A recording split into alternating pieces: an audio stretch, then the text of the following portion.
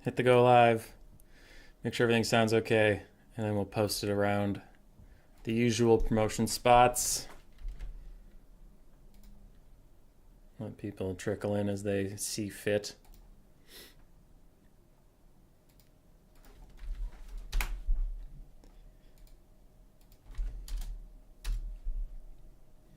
Hit the go live. Make sure everything sounds okay. All right, we sound fine. How are you all? Doing good, I hope. I am still sick. Got over COVID, felt fine for like 3 days, and then I got some sort of lung shit going on. So now my lungs feel like poop. I cough a lot and I run out of breath easily. So let's go. It's time to shout at a screen for a while, and I'm sure that's going to go real well for me. Oh, where else do I even need to promote it? Nowhere? It's fine. It's out in the places. Okay, alright. Let's ping the thing. What up, 80 Ruda? How you doing? I'll check out the bracket and pick a favorite in just a second.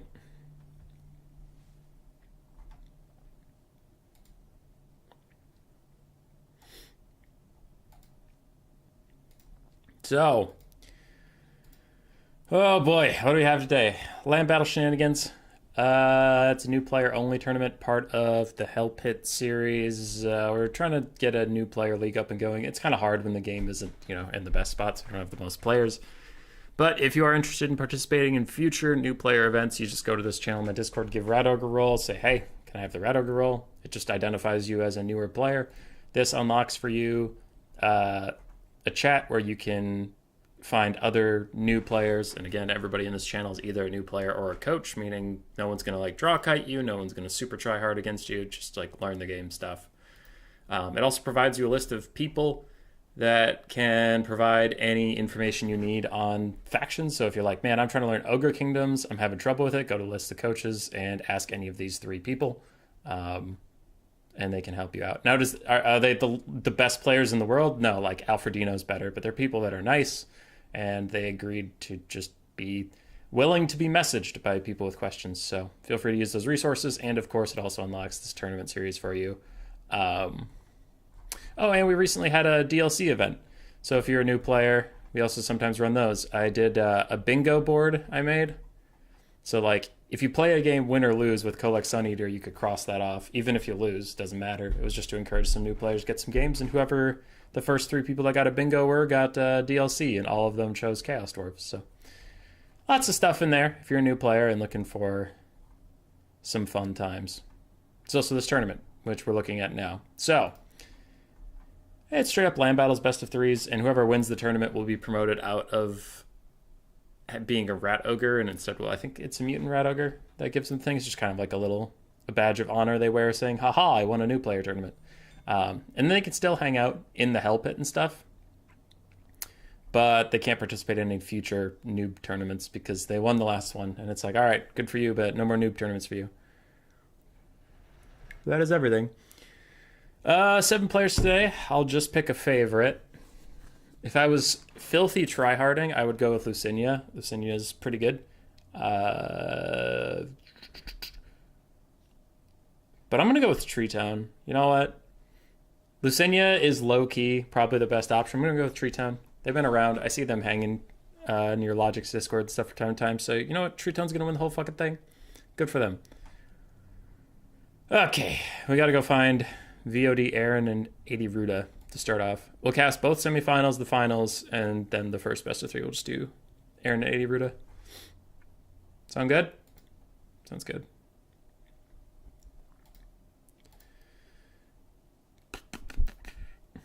Ogres, my lord.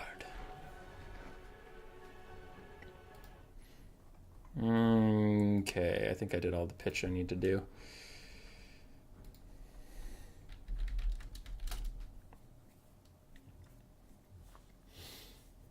I've been sick. I've been sick for almost a month, and I'm over it. Fucking over it, lads.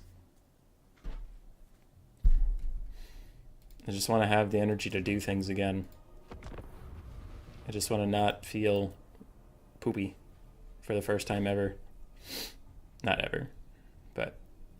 Because when I went to Chicago at the end of February, I caught something there at a convention.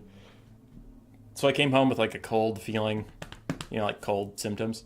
And then I was better from that for about 3 days, and Grace went to a concert and brought home COVID. So then I was with COVID for like 2 weeks. And then I felt better for a couple days after COVID, and now I have this, whatever the fuck this is. I went into the doctor's today because I was having troubles breathing. And they were like, yeah, COVID just kind of fucked you up. So your lungs are inflamed, but you'll be okay, probably. So they took an X-ray, and they said, yeah, your lungs aren't literally full of liquid, so sure. All right. I messaged Aaron. I'm just looking for this lobby.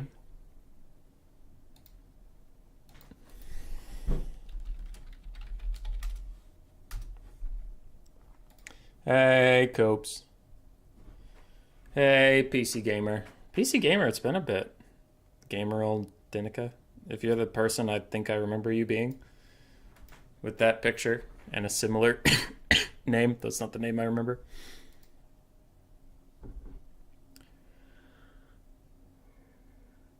Human Turin BYY. Okay, so it is the one I'm looking at. I just needed a spectator slot. Which now I have.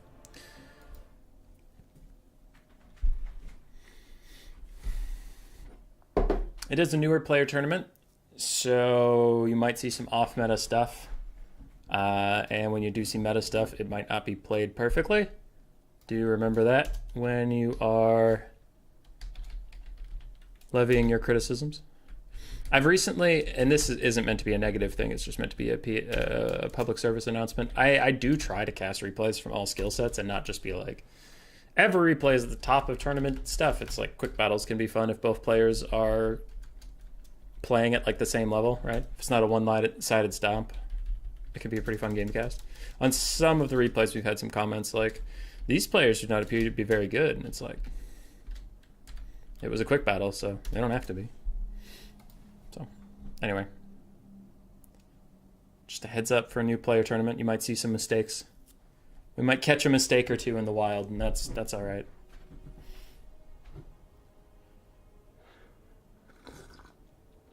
Hey, Mr. Casual. Cyrus is here. I will say, though, on the other end, Helmut F is playing... Oh, fuck.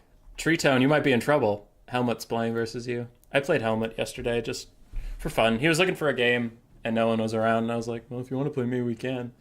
We played an Empire Mirror, and he beat me. Demigryph Knights... Demigryph Knights failed me. Crossbowmen failed me. But we both took Gelt, so... There's a little victory.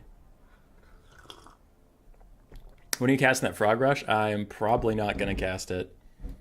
It was all of like 2 minutes long. And Slade X just got run the fuck over by frogs. Because he took... Cyrus and Kiara sent me a replay that was... Like, Nurgle... I think it was 4 or 5 Plague Toads, 4 or 5 Pox Riders of Nurgle. So 8 to 10 Toads, and then Kugath. And that was like literally the whole build with some Nurglings. And Slade on the Greenskins took... rank 9 Orc Auror Boys, and then Goblin Archers, like everything Archer you possibly could. Hit the game, like hit start game, and the Archers shot at the frogs as the frogs walked at them, and the frogs weren't dead by the time they got to them, so then they killed them all, and that was the whole game. And I was like, that's funny, but I don't know how to cast that. Because Slade is a infamous memer. He just gets joy out of clicking the buttons. Are handgunners dead? What would you need to change about them to make them viable again? Never see them. I don't think handgunners are dead. Mostly because they're only 600 gold. Like, they can do a lot of work for 600 gold. Now, they're not always going to pay for themselves, but they're just a threat your enemy has to deal with. So I think handgunners are okay. Yeah, okay is where I'll put them. They're not good. They're not bad. They're just decidedly fine. I think the issue with handgunners is not enough DPS. Because their line of sight isn't that bad. Again, this is all factoring in that it's a 600 gold unit. I would be more upset if it was more expensive. But their line of sight is okay. They can shoot at anything that's not immediately engaged in melee combat with their ally, so it's like, yeah, you can't shoot through your own spearmen, that's fine. You can't shoot through your own horsemen to hit other horsemen, that's fine. I haven't had issues with handgunners not being able to fire. The main problem is just to take them from being okay to good. If you catch someone napping, like I was playing versus Helmet, and no flame to him, I lost this game, so like I'm gonna point out a mistake of his, but it's not like, oh yeah, Helmet fucking sucks. It's like, well, he won the game. So anyway, my handgunners caught his outriders with grenade launchers napping a little bit. They were shooting at my greatswords, and while they were shooting at my greatswords, my handgunners, the silver bullets even, got into range. They fired 3 volleys and did half HP off of an outrider. So it's like, okay, I mean, if I get my standing infantry within range of a cavalry piece that's sitting still and I fire 3 volleys, and this is the R handgunner, so the basic handgunner would do less, right? It only did half his damage. I'm like, fucking hell, man. Probably should do a little more damage than that, but no. Line of sight, Keaton. I haven't noticed it being as bad on handgunners as it is on like rattling guns, but I don't know. Maybe I'm just not watching them. Did you Fath of streaming 2v2? I'm a little confused by that. I try to cast whatever 2v2 tournaments Keaton hosts, but it's definitely more for fun than super tryhard. 3v3 would be neat. I just don't trust the lag, man. Until we get dedicated servers, that shit's going to be the Wild West, because we have some laggy ass 2v2s. Except for the next patch, I am. I took 2 rounds of PTO. I'm not allowed to say when I took the first round of PTO, but I took a day off the day I get access to the Chaos Dwarf DLC. I took that day off to dive into it and make some content for y'all. Because it's not like, when I say it takes a lot of work, it's not like, oh, it takes so much work, man, feel bad for me, but it does take a lot of work to like put videos together. So I'm taking that day to really dive through it, find stuff that's worthy of making content, make that content for the early release stuff. And then the day of release, I took PTO Wednesday, Thursday, Friday. No, release is Thursday. So I took Thursday and Friday off of work to stream Chaos Dwarf shit. So, yeah, I'm pretty excited. Bullets aren't all AP. Or make the bullets 100% armor piercing because it's a bullet. Yeah, I don't think they're 100% armor piercing. You could give them a little more, you know. Hey, David. You dissed. Okay, let's cast the game instead of just blathering about nothing. So, we have Slaanesh versus Vampire Coast. Not a matchup I see often, actually. Slaanesh is not usually present into these guys. You think it could maybe be good?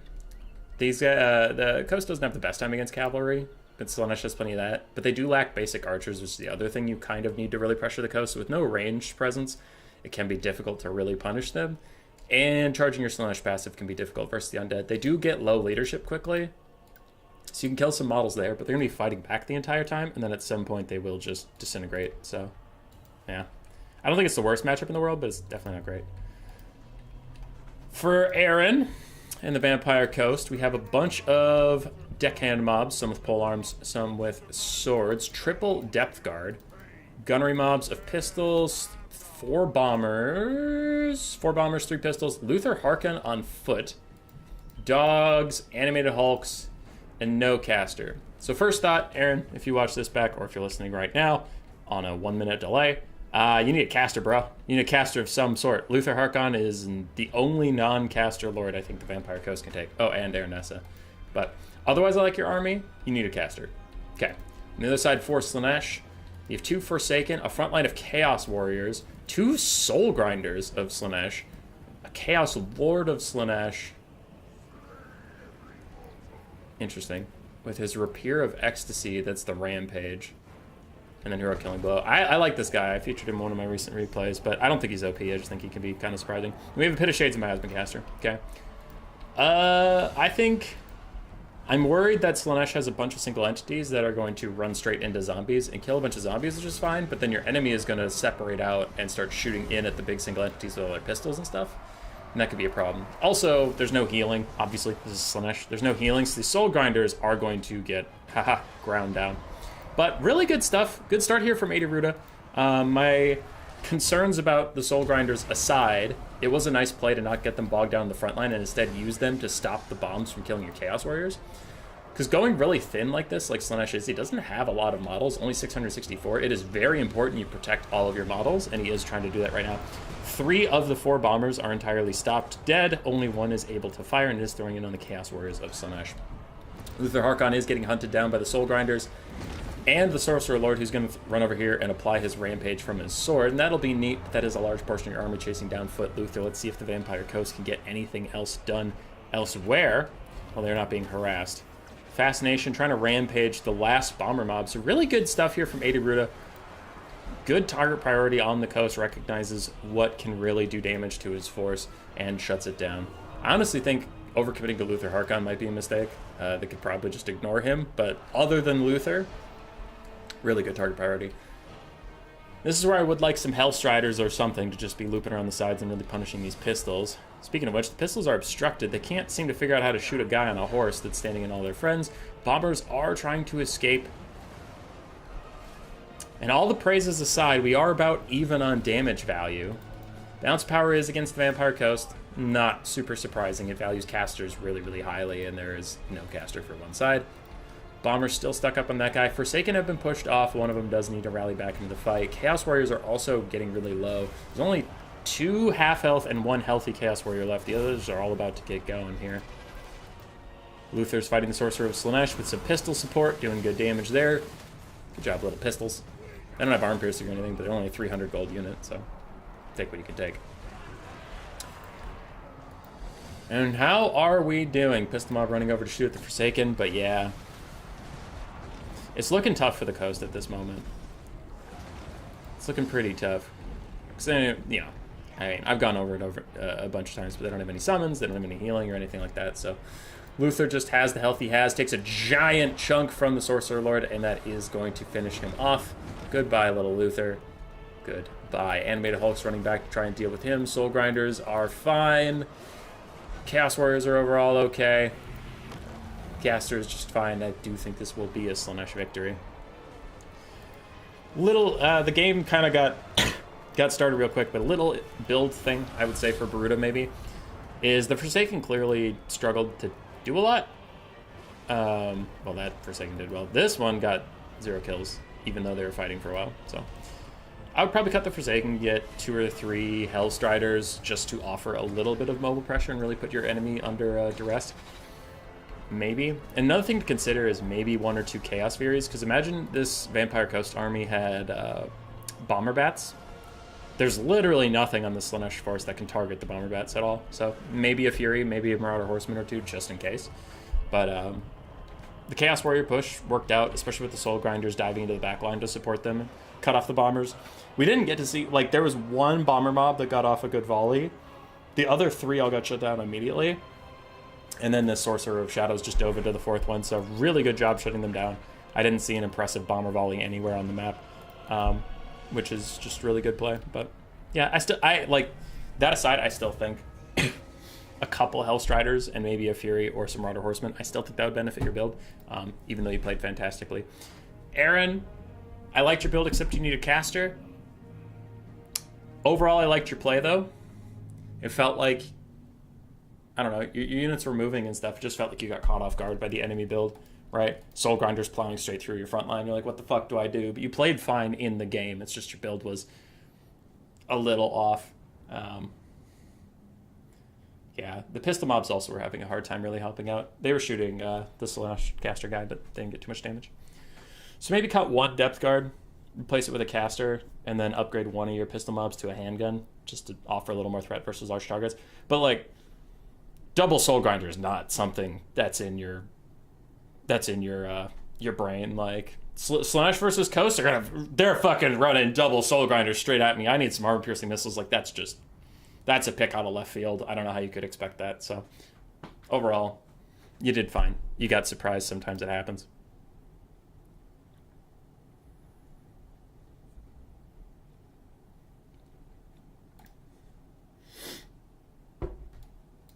All right, let's get the blocker up. Give 80 Ruda / Bow Ruda their point. We'll get into game 2.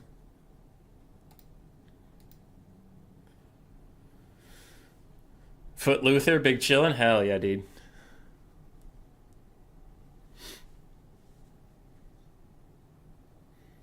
It's a shame Dark Elves only have 2 lords. Yeah. Bomb rats could get wrecked by Melkoth Fascination. That's fair. That's fair, man.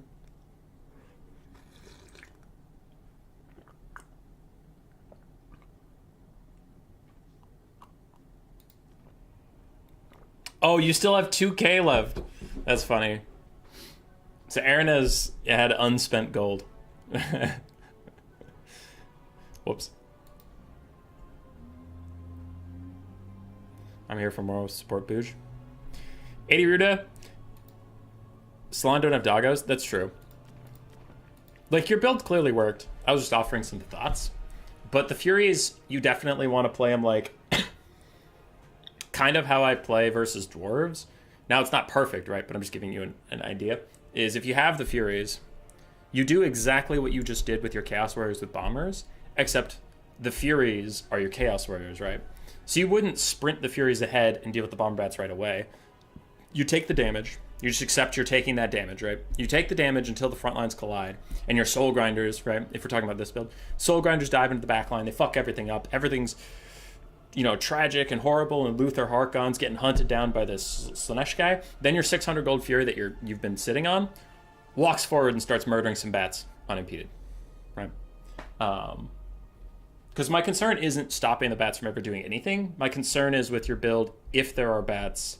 Now, you brought up Melkoths and Rampage. I didn't really think of that. That's a smart combo. That's fine. But thinking my original thought of why maybe Furies would be good is, like, I worry more about Bombers just sitting up in the sky and shooting you all game long. So if you delay the Fury advance, you can walk up, kill them later. So you just eat the damage in the early game, kill them in the mid game. But the Melkoths and Rampage is pretty smart. I do wonder about that. I've had some issues with rampaging ranged units. Even if they're flying, the Rampage is supposed to bring them into melee, but it doesn't sometimes. So I'd be curious if you should test that on the bats, if that's going to be your only defense against bats. Because sometimes a ranged unit in the sky, if you rampage it, it'll fly over something, so in melee range, but above it, and then it'll just sit there and be like, I'm rampaging, bro. Man, I'm rampaging so hard right now, and I'm sitting down there like, come down here. Rampage down here. That was the whole point. Because it happens to me a lot versus the Dark Elves. When I played Slaanesh versus Dark Elves, I kept getting the Raven's Herald picked into me, the ROR repeater crossbows. And I tried to rampage them, and they just flew over to a unit and then sat there until the rampage wore off. And I was like, fucking cool. So, anyway. But if you've tried it and the bats actually come down to the ground, fuck yeah, it's a great combo.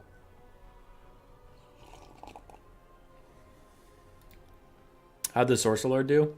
It was a basic Chaos Lord, and he did great. It was a Chaos Lord of Slaanesh, the melee version. I don't remember if that replay is out yet or not.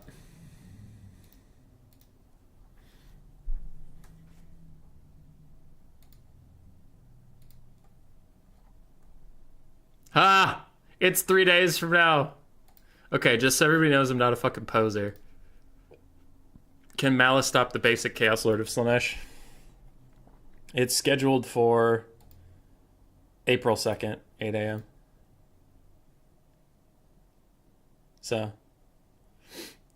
damn it. I was going to be the cool one. I was going to have the cool replay. All the people could be like, Human Boy's so cool taking off meta shit, and 80 Ruda just slides in here and he's like, check this out, bitch. Steals my thunder. That's pretty funny. I like that.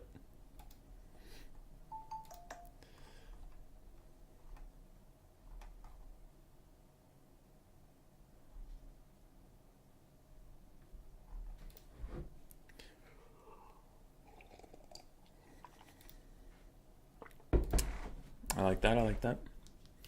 So waiting on their next picks and bans, change the map, all that stuff. I'm getting a bunch of texts. What's this about?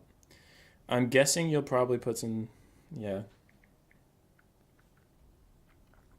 Grace, man. Grace had to go to the emergency room. That was fun. She also had COVID, and she was coughing a lot. And then she was getting better from COVID, but like her chest started really hurting, and then her arms started hurting. And she was like, huh, I'm in my upper 20s, but I guess I'm having a heart attack. Let's go to the hospital. We went to the hospital, and the doctors were just like, you're not having a fucking heart attack. We don't know what's up, what you been doing. And she said coughing from COVID, and they said, oh, okay. The easy way to explain this is you got a chest cramp because your coughing is a muscle, and you're overusing it, so you have just like your sternum is cramping. So take some ibuprofen and stop coughing. And we said, cool. And I came home at 2 a.m, went to sleep, went to work the next day. It was great. So she's fine. But I mean, like, it's scary. You know, I have panic attacks sometimes. I haven't had one for years. But when they do happen, like, your nerves really tense up and, like, your whole body gets tense and feels like you're having a heart attack. But then nothing's, like, physically wrong with you. Your heartbeat's just slightly elevated or whatever. So the doctor's like, nothing's wrong with you. And you're like, I feel like I'm dying. Nothing's wrong with you. You keep saying that, but I feel like I'm dying. So, yeah. Chest shit's not good. You never want chest pain. What up, Rusty? Hi, Knighthood. Is that why she's here, not here to make fun of you? She's at work. Is she dealing with anxiety? Yeah. She has more generalized anxiety. I have... Oh, God, it's been a while. I forget what mine is, but it's like you get panic attacks sometimes for no reason. I did therapy in college for it. Because, like, it was right around the transition from high school to college. I would just start freaking out for no reason. And when you don't know, like, it's not something that's taught to you that anxiety is a thing, you know? So you're just sitting in a restaurant, and all of a sudden, like, for me, this is how it goes. I got a tingling at the back of my head. I'm like, that's a weird tingling. And then my chest started to hurt. And no matter how much I breathed, it didn't feel like I was getting any oxygen, you know what I mean? Even though you're breathing like a shit ton. And no matter what you do, you can't get enough oxygen, it feels like. And then, so then you breathe harder, and then you get too much. What's actually happening is you get too much oxygen. But, like, you're getting these signals that are telling you, bro, you need to breathe. And you're like, I am. So I got like 2 or 3 of those. Didn't know what was what. And then finally, like, the 3rd time it happened, a doctor was just like, I think you have panic attacks. Take some Xanax. I'm like, okay.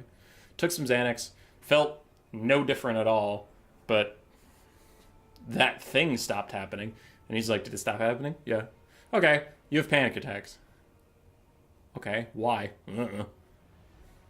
So I got some cognitive therapy in college, which is pretty much just practicing, I guess. So it's like, next time you're having a panic attack, remember that you can breathe. Okay, Mr. Man. Get a panic attack, your chest starts hurting and shit. I'm not dying! So much better! I mean, it is what it is, you know, you get over it. It sucks. And for anybody struggling with it, get some medication, try cognitive behavioral therapy. If that stuff doesn't work for you, just bear with it. Like, it sucks, but everybody's got their shit, you know?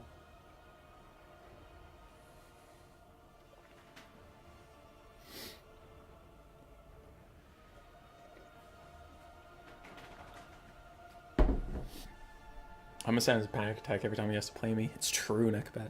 It's true.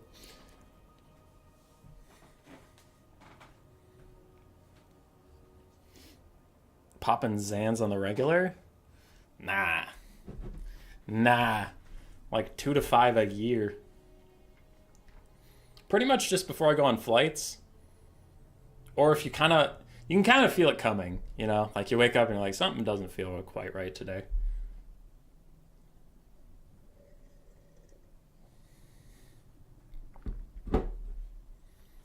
Knighthood? That's fair. You gotta take care of yourself. Do you like Little Xan's music? I don't know who that is. Tony Soprano had panic attacks. Shit.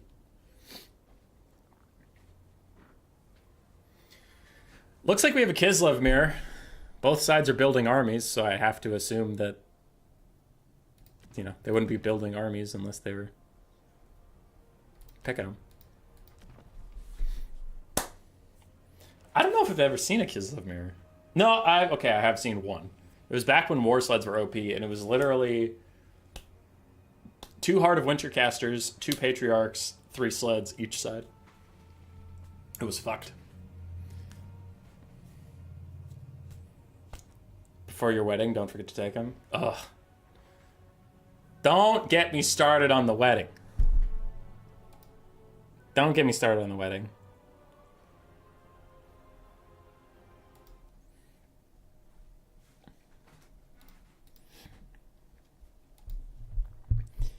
Alright, I see an issue with Aaron's build, so I'm going to message him right now.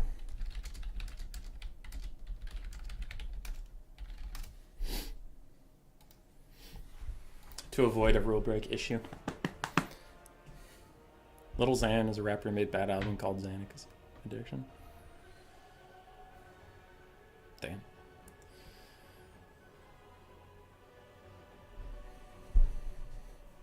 There was Grace showed me this song that I fucking love now. I love it ironically. But it's this like Kevin James or someone. I don't remember his name. I think that's it though. And it's called Two Phones, and he's like, I don't know. The whole song's just like, I got 2 phones, one for the something, one for the something, and I can't fucking understand him because the way he says it, he's like, one for the, one for the, one. I'm like, what is one? You can't just mumble rap your way through that one, my man. But it gets really stuck in my head, and like the music video. If you have some time in the next build phase, because it looks like we're getting into game here pretty soon, in the next build phase, go watch the fucking music video for this, because it is hilarious how uncomfortable this man is on camera. The director looks at him and he goes, all right, we're going to be playing the music in the background, so what we need you to do, Kevin James, whatever the fuck your name is, what we need you to do is you're singing about 2 phones. You got to look really cool with 2 phones. You got it? You know how to look cool? He's like, man, I'm a rapper. I know how to look cool. And the thing starts, and he kind of like stands there, and his arms aren't fully extended like down at his side, and they aren't fully like curled in. They're kind of like here, as if like he was doing a bicep curl, dropped both weights, and got lost. He's just standing there, and he's like, I got 2 phones. I'm like, what are you doing with your arms? Put your arms down. And then at one point he wants to kind of be dancing, but he has his arms at his side, and he's just like turning his shoulders. That's his dance. But like his arms aren't entirely loose. So they swing, but then he stops them at the end of each swing and sits there for like just a beat too long and goes down. And I'm like, what are you doing, my guy? You are the most uncomfortable rapper on camera I've ever seen. It's so bad. And like he wants to do those motions, you know, like the rapper motions. Like if I was, you know, lip syncing right now, like there's a lot of energy in their hands, you know, when they're trying to make a good video. He's trying to do it, but he like bitches out at the last second. So he's like got his hands are really close and they barely move, but he's trying to do those rapper motions. So he's like, and I'm like, what are you doing? Like, there's no one around you, okay? If you're gonna move your arms, fucking move them. If you're not gonna move them, don't move them. What is this in-between thing? It's terrible. The choreography is terrible, and I'm here for it. It's so entertaining. It's shit, but it's entertaining because it's shit.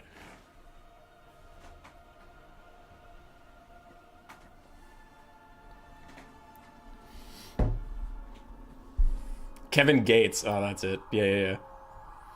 Shouldn't you look forward to all the stress of planning the wedding? We're working on planning it right now. The main problem is we have a venue we really like, but they have a list of caterers, and the venue itself is kind of spendy, but it's not that bad. Like, it's manageable. It's within our budget. But they have a set list of caterers you have to go with, and all of those guys, expensive as fuck. And it's like, okay, cool. Because some of them are charging like, and this is a real number. I'm not exaggerating for once in my life. Someone were charging like $86 for a plate of okay chicken, some potatoes, and some green beans. It is decidedly okay. And it's $86 a plate. And that's like the more affordable ones. So for 130 people, that caterer is going to charge about $11,000 to cater our wedding. And we're like, okay, can't afford that shit. So looking around, but it's difficult because you find a venue you like and then they have set caterers, or, you know, there's a venue that's like, you can bring whatever caterer you want, but it's kind of a shithole. And you're like, God, can't combine the two. It's one for the plug and one for the hose. I couldn't understand that from his from the singing of it, which is a problem. Mumble rapping is a sin.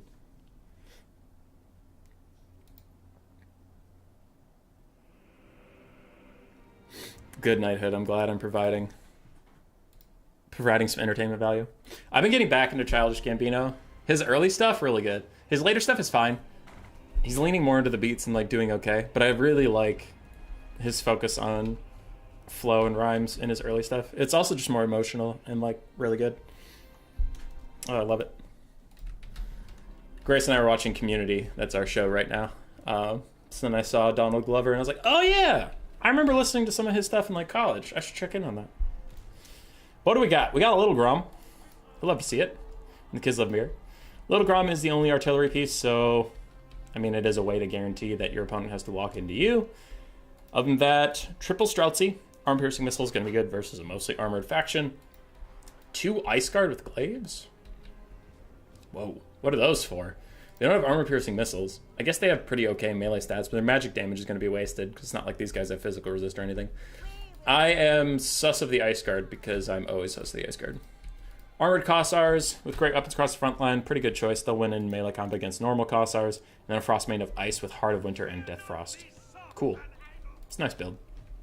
Death Frost will be especially nice if they don't have a Patriarch, which they don't, so then the enemy lord is on a finite heal cap. Oh yeah, Castalton. I kind of skipped over him. We have Castalton. For some healing, to give the box, this is a generally boxy formation, give the box some more melee stats, some regen.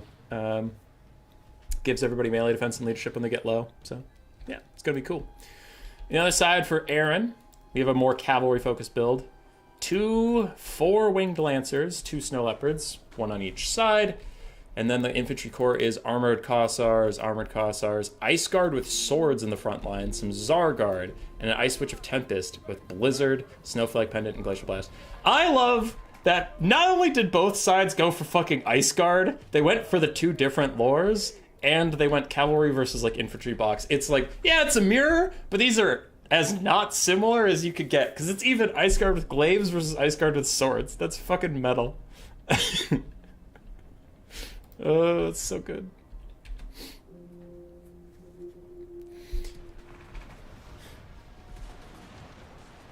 Oh, that's a lot of gunfire noise, but pretty good dodging here from Aaron. All right, nice job, Aaron.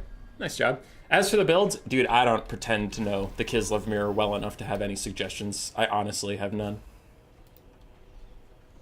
Little accidental pop of the Glacial Blast there, but that's probably just a misclick. We are going to get a Blizzard cast. It looks like it's trying to catch these Armored Kossars and the Streltsy, but it's not really going to catch those Armored Kossars, and it doesn't do very much damage to Little Grom, so bit of a whiffed cast there.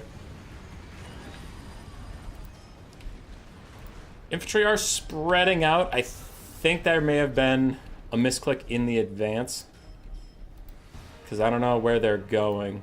But right now they are getting a little lost in the sauce. Cavalry is trying to come around for the flank, but this, I mean, cavalry flanks are hard to pull off micro-wise.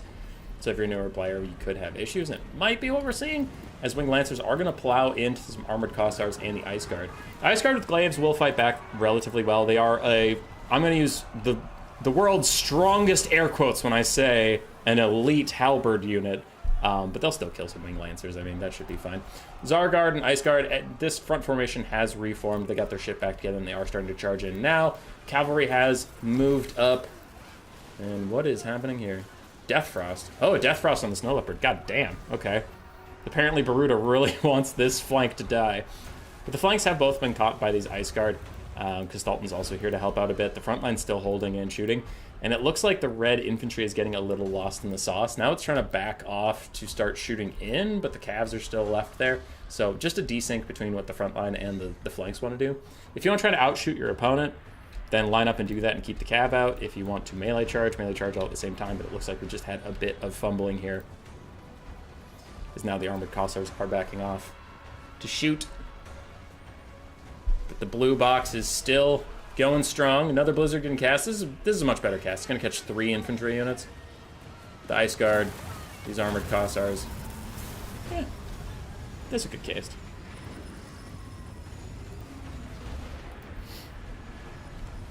Oh, they're doing the straight line formation. Damn you, Warhammer 3, and your straight line formation. But yeah, I liked the Cav idea. It was ambitious. It's just technically very difficult, and especially with boxes, box builds in general are hard to break with Cav. For Baruda, it was a good build. It was a good build. I don't love the Ice Guard with glaives, but I don't know the matchups honestly well enough. You'd have to ask Blood Penguin whether or not they're worth it here. I tend to struggle whenever I pick Ice Guard in general, but some people like them. A little bit of pew-pew. They're trying to snipe out Kislev, who is just running forward on foot into the fire. Doesn't give a shit. Army losses should be hitting soon here. Yeah, there's army losses. These guys are all going to pop their passive. Try and fight Kislev. Oh, nasty little drum shot. You have a serious case of BS army losses for me in a replay? I have a serious case of, sure, I'll look at it. Do you want to make the either of these builds OP? What up, Goji? 4 pink horrors? My man! You can't take pink horrors, that's illegal!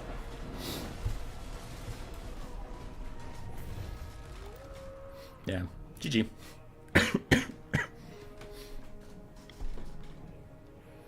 How'd this end up in a Kislev mirror? I don't know.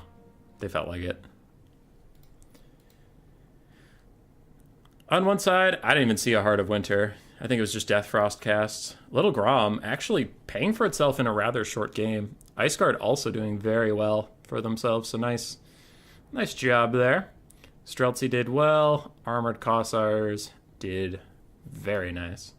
The other side, Ice Wizard Tempest, with that first Blizzard being a bit of a whoopsie, the second one still getting about 1200 value is really good. Ice Guard did okay. Zargard and Cav got mostly mulched by the Dark Gods. And then Armored Cossars, they just didn't really get in the fight. Snow Leopards had nothing to snipe. How long are you streaming, Hubster? Till the tournament's done.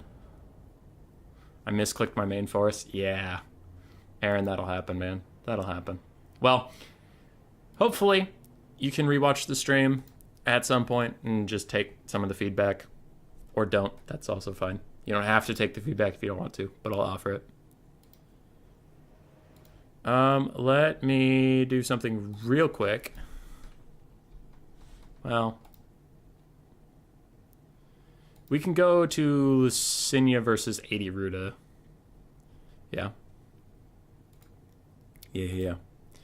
Because here's where we are. Lucinia 2-0'd KDW, and 80 Ruda has beaten Aaron, so our first semifinal will be up. We can go watch that.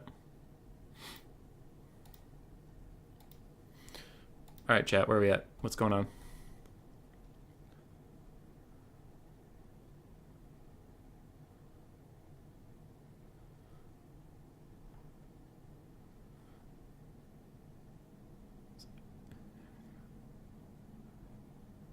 Hmm. 21 Jump Street is so good. Why did that come up? Oh, I see. The comment right above it. The Lost God Eldrin returns and hosts a tournament for us. You will. Maybe Eldrin never left.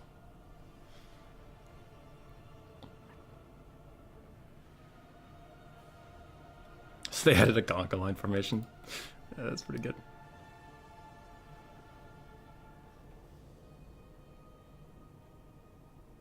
Gonna start with the Vermin League Cat Point replay stream in an hour then? Okay.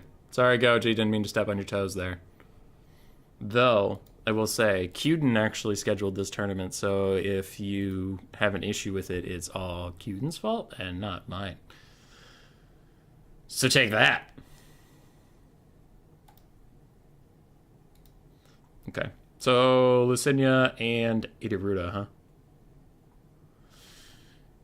Like I said at the start, Treetone is my pick because I have belief, I have faith, but I think if you asked me objectively, like, gun to my head, who's probably going to win this thing? It'd probably be Lucinia. He will be my favorite for this best of 3. Maybe Idaruda can pull some shit. Maybe he can pull some shit. He won't. He fucking won't, because my boy Lucinia is about to kick his ass. But maybe he will. I haven't seen him play for a while, but he used to be pretty good at Khorne.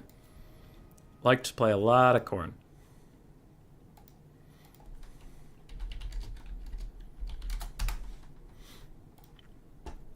Other than that, I think he played some Dark Elves, but I didn't play enough. Oh, I went to sitting and I forgot to change the camera.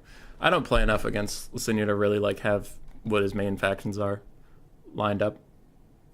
I just remember he liked Khorne a lot.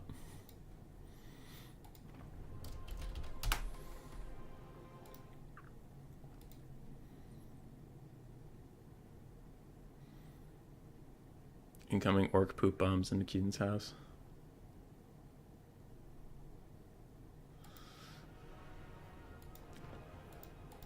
So Pegaz is Lucinia. He insists on having different names. And they're in a different language, so I don't know what they mean. How dare he not speak English? Why doesn't the whole world just speak English for me? That or German. Because I'm like, I'm on Deutsch.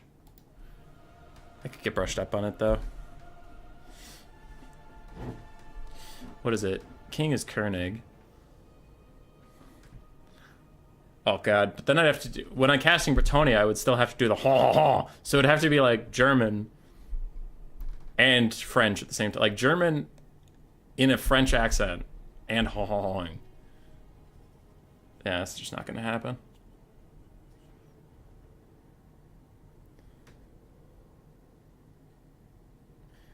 König Luinenke.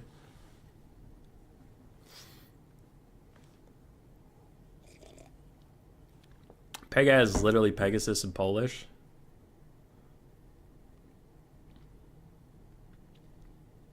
What's Lucinia? What's that? What's your Discord name? Global Bands, Vampire Counts, Dark Elves? Boo. I want to see some Dark Elves, guys. No, I don't. But I do have a shitty hot take. You pooped your pants? That boy. That lad. I have a shitty hot take. It sucks to be a Dark Elf main right now. It sucks. When your faction is strong, it blows. It really does. Because I'm talking about the Dark Elf mains, right? Not people who main whatever's good. Or people that learn it because it's good. Like the people that actually just like Dark Elves, it sucks that they're strong. Because everyone bans it, or hates you for playing it, or thinks you're the worst. And if you go in like quick battles and stuff, or like Vampire Counts, like actual Vampire Counts mains, like people who just like Vampire Counts the way I like Skaven, sucks. Because when Skaven were strong, Twisted in the Twilight was the last time that they were really, really strong, because Brood Horrors were fucking busted, and Globes were always really strong. But if you went into a quick battle and you just wanted to play Skaven like I do, you're going to get dodged. You're going to get dodged every time. So it's funny. If you're a faction main, and you just want to play your faction, you want your faction to be B tier. B, B+, maybe A. But you don't want your faction to be S tier. It's like... On the surface, it sounds contradictory because it's like, I want my faction to be the best. It's like, you don't want them to be the best because then everybody will hate you for fucking playing them. You want your faction to be real good, but not the best. It's like Munchkin or King of Tokyo or any of those games, board games, that you want to be second until the very end because everybody's going to gang up on the first place person, take them down, then you can swoop in and take the win. It's kind of the same in Total War. If you really want to play your faction, you want them to be strong, but not busted.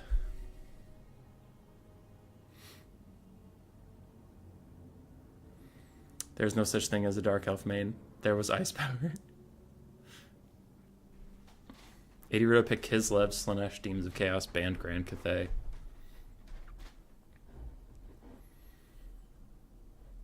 Norska main. I just don't like when I predict the Dark Elf build and still lose against it. Yeah, they're for sure too strong right now. I'm just saying that there's a bit of a community reaction among, I'll say more casual players where it's like, must be nice to be a Dark Elf main, your faction's so strong. And I'm like, nah. Nah, it sucks. Because then, like, because if you win, right? If you win and you try, like, you've played this faction for years. Like, Knighthood's played fucking High Elves for years, right? He plays them for years. He plays them really well. He practices and perfects a ton of stuff. High Elves get buffs.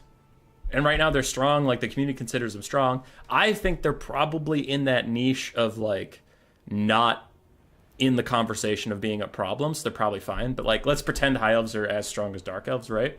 Like if Knighthood rolls up for his 1,000th fucking High Elf game and he wants to play them every day, but this person across from him just sees, oh, another High Elf main just jumping on the bandwagon, dodged. Or when he wins, he just gets an angry message like, of course, fucking High Elf abuser. And it's like, I've been on this shit for years. High Elf have been trash for years. And now that they're good, they're too good. And everybody hates me for playing them. Like, again, that's an example. Like, I don't think High Elves are nearly as detested as, like, Counts and Dark Elves are right now. But it sucks. It sucks when your main's too good.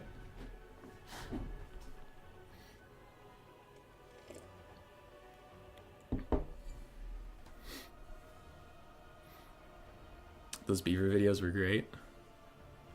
Which beaver videos? You don't dodge Skaven on ladder? Good.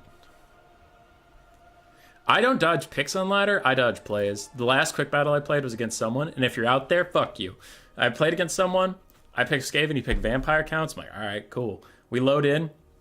He has Heinrich Kemmler on his wagon, so a Mortis engine. He has another Mortis engine. He has a bunch of crypt horrors, zombies, and skeletons, and he immediately beelines for the nearest forest and sits in there. And I just FF'd. I left. I didn't even bother playing it. So if you're out there, don't fucking do that. I'm going to take my forest camping regen AoE drain blob, and I'm going to sit here. I am a superior gamer. Fucking asshole.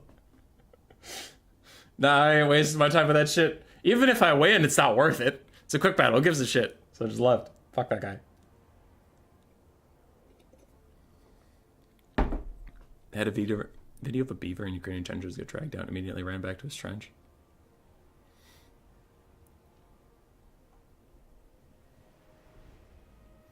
The Drew Chief for their aesthetic and lore. I like their aesthetic.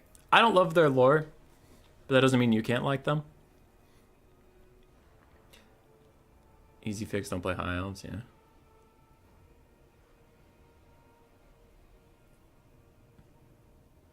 Does anyone play multiplayer Mac? No, I have not. I wonder if the sixth line, I'm wondering if that, as you're saying, there's maybe no shared servers between that, and that sucks. When you open the multiplayer lobbies, like the big list, is your list empty or does a bunch of stuff fill it?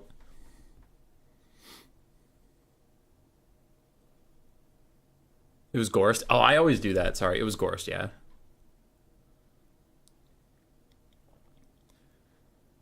Name a time counts weren't broken, though, since the inception of Warhammer 1. I will say this is more broken than they've ever been, because even at the low level they feel broken. Whereas normally counts at the low level feel pretty decidedly and at the high level they feel really strong. But right now they're just AoE healing regen blobs are so fucking disgusting that even a brain dead player can play them. I'm gonna call for my boss, but this is my day off, so I'm not gonna do that. Yeah, then your sixth line, then your Mac Like, Mac must have a different server setup than PC. This fucked up. Rusty, who's this favor? I don't know. I didn't even look at the matchup just yet. Khorne, Demons of Chaos?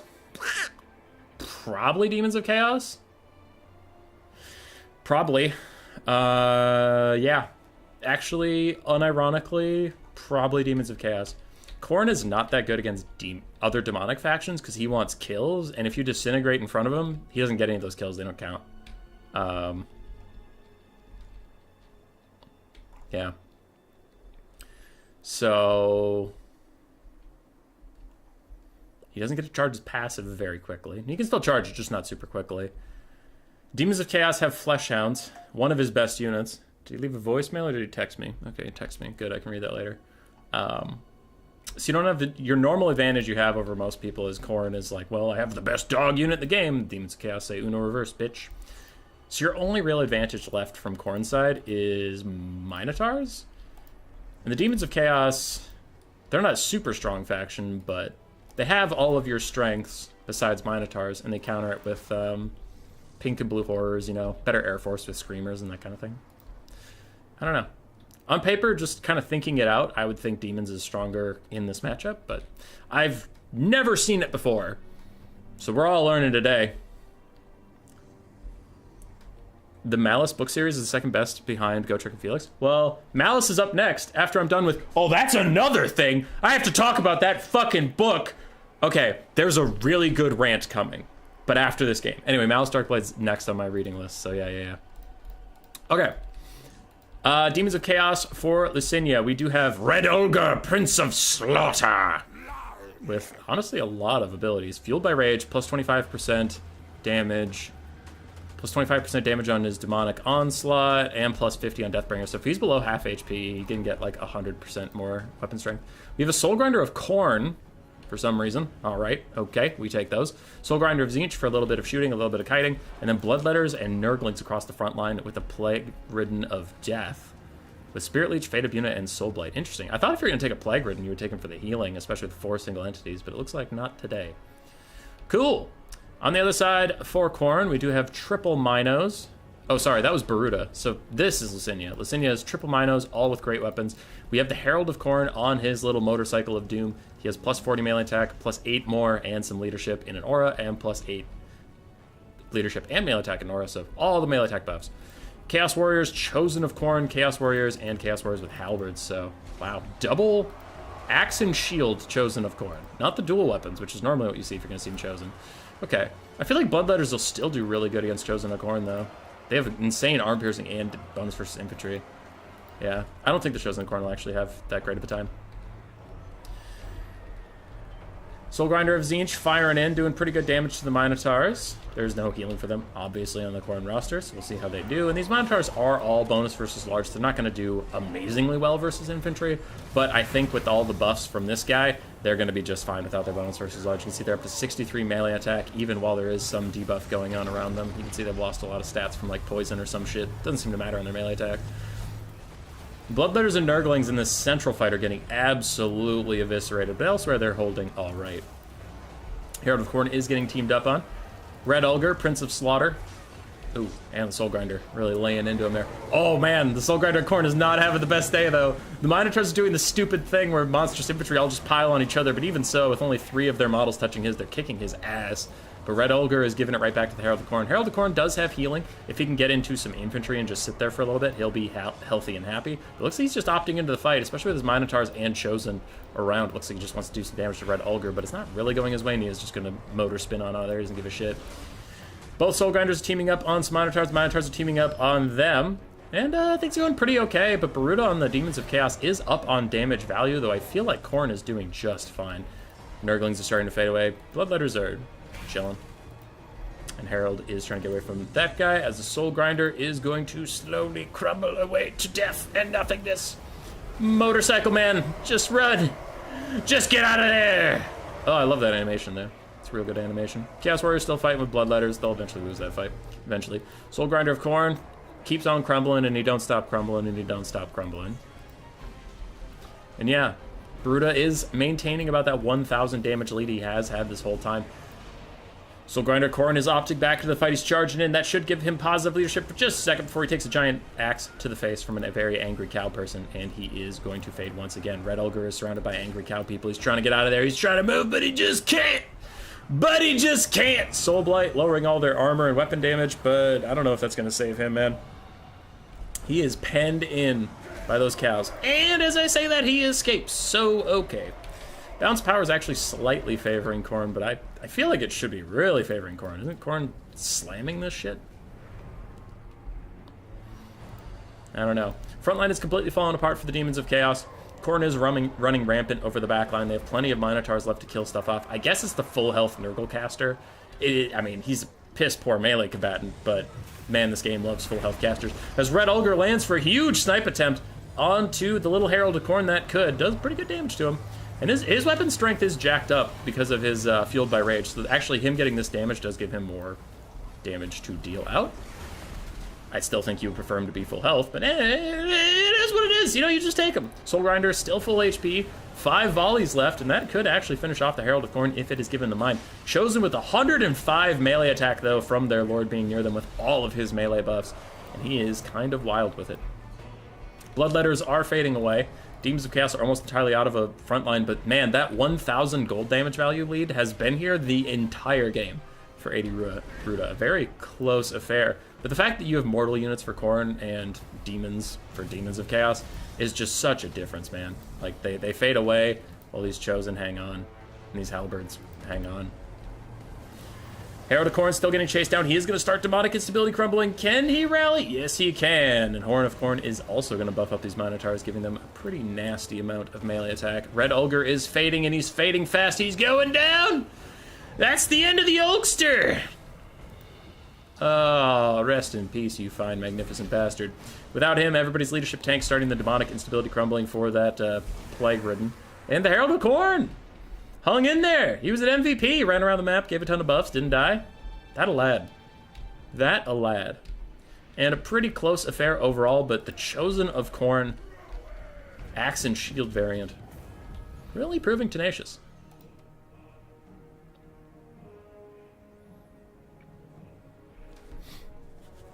Hey, Nico Boy Blue. You've been commenting a lot on my videos recently. What's that about? Stop it. Stop interacting with the algorithm. How dare you? Now you can do whatever you want. Red Ogre got pretty good value. Soul Grinder Khorne struggled a bit. Soul Grinder of Tzeentch did well. Plague Ridden, I like the take. I'd probably switch it over to healing if you're going to have 3 powerful single entities, but I don't know. I didn't see any Fate Abunas. Maybe I just missed it, but those could have been good under the Chosen or something. I don't know. I don't know, man. Bloodletters were a great choice. Bloodletters did fantastically. Nurglings honestly did fine as well. They're not going to get a lot of value, but they're just a meat shield to protect your Bloodletters. I liked his frontline combo a lot. I liked the idea behind the single entities. I would have switched out the Soul Grind of Khorne for something else, don't know what, and a Plague Ridden of Nurgle instead of Death. But I'm pretty bad at Demons of Chaos. This was a very unique build. I liked it a lot. It performed really, really well. So, grain of salt that I know nothing about this. On the other side, Lucinia, I told you he plays Khorne. I told you. You didn't want to believe me. Triple Minotaurs did very nicely, but so did the Chaos Warriors and Chosen. Got a lot of kills. They needed to get through that front line, protected the Minotaurs. And, yeah, Herald of Khorne, doing work. Not Valkia, for once. Not Valkia. Nicely played to both players. I like that a lot. That was hype as fuck. Okay, do we have our top yet? Treetone and Nurgle's PA. Okay, I'm going to message them and make sure they wait for me.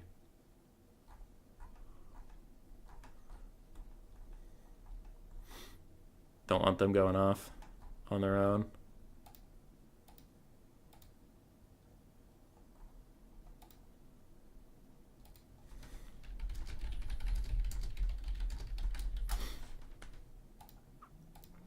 Don't worry, I have the stream paused, so no build sniping here. Perfect. I actually used to do science breakdowns for weird interactions with your vids just under a different alias. I would be curious what that alias was, because I try to remember people that comment a lot. Okay, remind me I have a good rant. I have a good rant for you guys. Slaanesh AP ladies would have been pretty cracked. Yeah, the Bloodletters did fantastically.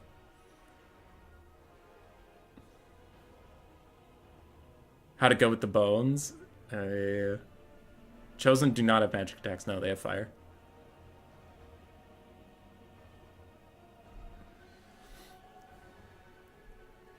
Okay, so I got mostly caught up with chat.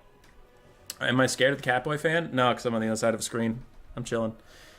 He picked a VP band, High Elves.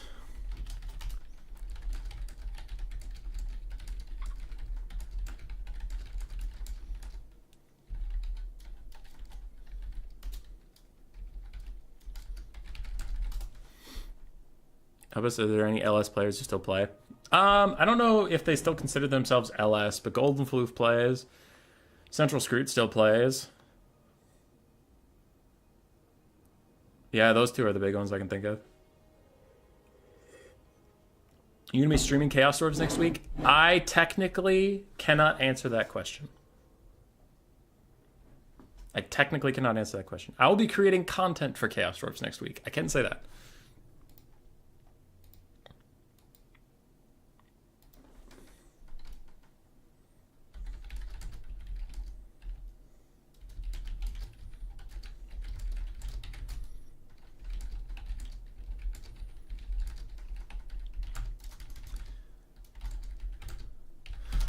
Okay. So here's the thing. So last stream there was a meme, right? Because I'm reading this story. It's called Curse of the Necrarch. It's not great, right? The Warhammer stories in general are not the best books ever written. They're fine. They're fine. I think I've read most of them that I've read are either good or fun. Curse of the Necrarch is a stinker. It's a stinker. So the first, it's a 250-page book in the omnibus. It's like 250 pages, right? The first 100 pages is about this Necrarch vampire lord sitting in a basement, having the time of his life, studying this page and bones. And he's like, man, I just want to get bones to be all animated and stuff. I just want to be like Nagash, you guys. And it's just nerdy. And if you're into that kind of stuff, that part's fine. And then around page 100, it starts talking about this Imperial guy. And it's like, man, this dude, he's old. He never took a wife, but he's the nicest guy. Everybody looks up to him, and he's a fucking hero. He's just the best. I'm like, all right, so this guy's the best. Page 150 comes around. Still nothing violent has happened in this, which, if that's your thing, that is fine, right? But I am definitely like a red meat type of reader where I'm like, get to the fighting! So then the vampire goes out because he wants to find a thing. He goes out because he wants to find a thing. He leaves his castle, right? He leaves his castle. Now, this is the kind of nerd I am. Little thing. I didn't like Star Wars Episode 7. Why didn't I like it? Because the Galactic Empire nearly bankrupted itself to afford a Death Star. And then it did bankrupt himself to have a second Death Star. And you want to tell me that some cult on a moon has enough money, enough financial resources to build something 10 times the size of the original Death Star? Where'd they get that money? It's dumb. It's bullshit. So that's the kind of nerd I am, right? So this vampire marches for 2 weeks in the story. He marches for 2 weeks to get to this town. It's the town of the big, bad, cool Empire guy. They fight there. The vampires win. They go home. Cool? They go home. Cool. The Empire guy goes, nah, I am going to get vengeance. So he puts out a call. In the book, 2 months pass while he gathers an army. And then he's talking to his quartermaster, and he's like, we need food for a month to get the vampire's castle. I'm like, the vampire got here in 2 weeks, but sure. And then the big old guy says, I know where he's going. It's my ancient family home. I know where he's going. I'm so fucking cool. I'm like, dude, you're so fucking cool. You know where he's going. He's going to that castle that's like 2 weeks away, and for some reason you need a month to get there. Okay, that's fine. Logistics are hard. I get that. So then they go walking, right? And they have this army. They're 2 months behind him. They're 2 months behind this vampire. And they start walking, and they get to this pass after a month. They've been walking for a month, they get to a pass. And I'm like, okay, they get ambushed in the pass. That's cool, that's fine. Human Boy, why are you so upset? Where is this pass? Why is it taking them a month to get there? Well, the vampire ambushes them, and one of the characters you're following gets the fuck out of there. GTFOs. He runs For less than 12 hours, he runs. For less than 12 hours, he gets to the castle. He gets to the vampire's castle. They're 12 hours away, apparently. This guy got here. He then lives at the castle for 3 months. He lives there. He pretends to be a mutant so that they don't kill him. He lives at the castle for 3 months. Where is the army? What happened to them? They were 12 hours away. Where did they go? Where's the vampire? He had a 2-month lead. They're now 12 hours away. How did the vampire not get home by now? It took him 2 weeks to get there. It took him 3 months to not get back yet. So this guy is in his castle, and all the mutants are like, watch out, when the vampire comes home, he's totally gonna smell your blood, bro. And he's like, nah, man, I have a plan that takes a month to set up. Where is he? Why isn't he home? And then whenever you go and check in on the vampire's like, I'm so sick of marching. I'm like, are you lost? Are you fucking lost? How have you not gotten home by now? Where's the Empire army? What happened to them? A month passed since they got ambushed. Are they dead? Are they still out there? I know they're not, because the story's still going. What is happening in this fucking book? It's the logistics are all over the fucking place. The logistics are terrible. And earlier I skipped some details, but it's like the book goes, oh, on our way home from discovering the vampire, and we tried to warn the town, we gathered 20 men. And then he gets there and he says, with a paltry 200 men. I'm like, is it 20 or 200? Because that's an order of magnitude difference. With a paltry 200 men, we couldn't possibly stop the siege. And then post-siege, out of the 20 men I brought, 18 were dead. Was it 18? Or 200? Wait, was it 20 or 200? Losing 18 out of 200 is actually pretty fucking good. Losing 18 out of 20 is really bad. What are we dealing with? What's going on? Where is anybody? What's going on with this story? It feels like the author's like, they fucked off forever. And I'm like, what is this shit? So I looked on Amazon and it's like average review is like 2 out of 5 stars. And I'm now starting to get why it's 2 out of 5 stars, because it's like, what the fuck? Nothing matters. No one's anywhere. It's just, And this is the only book I've read that cared about the quartermaster. They're like, oh, man, we got to do the logistics. We got to have enough food for these people on the road. We got to, oh, yeah. You don't understand. Soldiering isn't just wandering somewhere and fighting. No, there's a whole lot that goes into it. I'm like, all right, you have presented to me that I should pay attention to the details. Did you pay attention to the details? Fuck no. I don't know where anybody is at any point in this story. Oh, okay then. Okay. So it either takes 2 weeks to get to this town from the castle, or 2 months, or 3 months. Or, it's just fine. No one needs details. Details are for bitches, apparently. I hate it. I just want to be done. It's such a bad book. It's so bad. And what sucks is the lore is useless, right? If there was any good books, like, if a book sucks, but you're at least getting some lore about, like, Tretch Craventail that I didn't know. That's cool. These are all made-up characters. The only thing you need to know is the Necrarch vampire line is a bunch of fucking nerds that hate each other. Like, that's all I'm learning. Because all these characters, like, there's no legendary lords or heroes. It's all self-contained, so it's not like this knowledge is going to help me in my future readings of other books. It's just trash. It's trash. If you read the Undeath Ascendant Omnibus, Red Duke, banger. Absolutely great. Ancient Blood, banger, absolutely great. Great lore about the Strigoi vampire line. It's super good, super good. Curse of the Necrarch, skip it. Just skip it. It's not worth it. You can hate read it. If you enjoy reading shitty things to laugh at them, read it. But if you're actually expecting a good book out of the Curse of the Necrarch, it's a pass. It's so bad. Anyway, there's my rant on it. Guy put on cat ears and tried his best to blend in. Yeah. Also, that's actually a real quick thing. He blends in as a mutant because a wolf bit his arm. So his arm is bleeding, and they're like, you're clearly a mutant. And I'm like, what? What the fuck?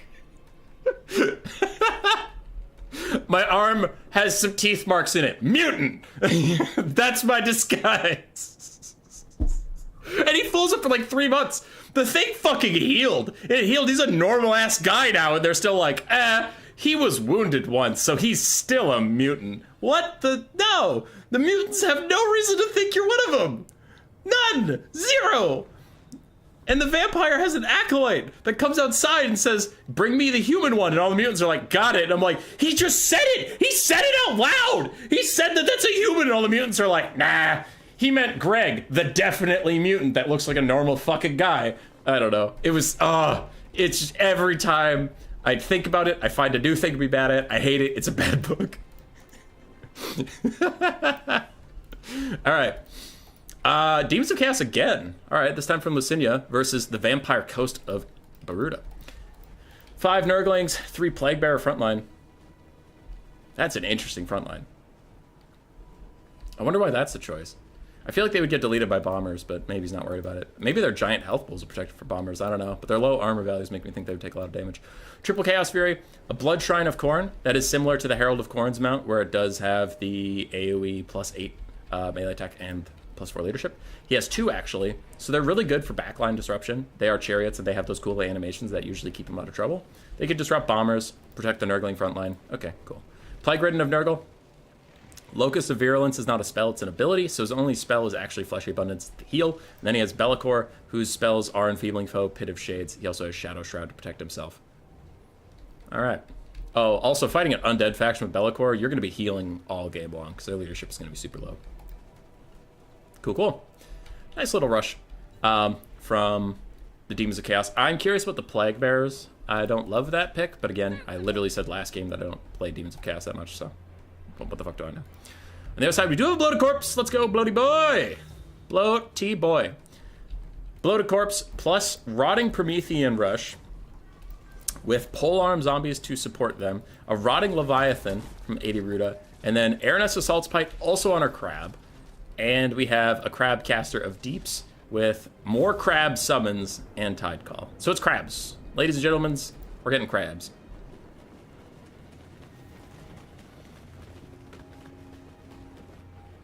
They stopped at Zombie Hooters. It's a poultry 20 men. He's got 200 chicken men. Got him. Okay. I'll catch up with the chat later on, but for now I'm going to cast this game. Bloated Corpse dives into some Nurglings. Unfortunately, only dealing half their damage, and they cost less than he does, so that is a value trade down for Ruda, but we respect the memes here. And Nurglings are now getting monstered on by some Rotting Prometheans. I do worry that it's going to take the crabs an awfully long time to get rid of this Nurgle frontline. Because Plague Bearers are they're gonna be a tough cookie to crack for those crabs, man. They have really good armor-piercing values and such, but the raw health pools of these guys can be wild. Be'lakor dives in. Be'lakor is now fighting a giant crab plus Aranessa, who has thrown the Spearfisher's net on him. And she has Manan's Luck popped, and All Hands Ahoy. So she is really going for the Be'lakor snipe. Be'lakor is currently kicking the shit out of the giant crab monster without much problem at all. Rotting Prometheans also summoned up to try and help out, but Be'lakor is pushing back into his own line now. They're already saturating everything here. Actually, Plague Bearers with 38-41 melee stats because of the Blood Shrine of Khorne giving them all a little bit of an extra boost. Okay, all right, Plague Bearers. Go to work, go to work. Nice little Tide Call, doing damage to the whole army, and a lot of Furies diving in onto these zombie pirate deckhand mobs. Okay, the flag moved. I thought that entire unit just disintegrated, but Furies are making short work of them. Be'lakor is making very short work of this Rotting Leviathan. He is kicking its ass. Damage values are similar right now, but the Demons of Chaos do have much more healing to their side. Both their Blood Shrines have healing the longer they're in melee combat. And we do have this little guy with Fleshy Abundance, and I imagine he could actually overcast a Fleshy Abundance somewhere with a lot of infantry, because it doesn't, like, Earthblood only targets up to 4 models, I think. Fleshy Abundance hits everybody in the circle, so if you threw that on some of your Plague Bearers, you'd be just fine. And Be'lakor does not give up. He decided that this Rotting Promethean has to die, and he is just going for it. And I respect the commitment. I respect the hustle. Damn, though. All right, goodbye, Big Crab. Goodbye, friend.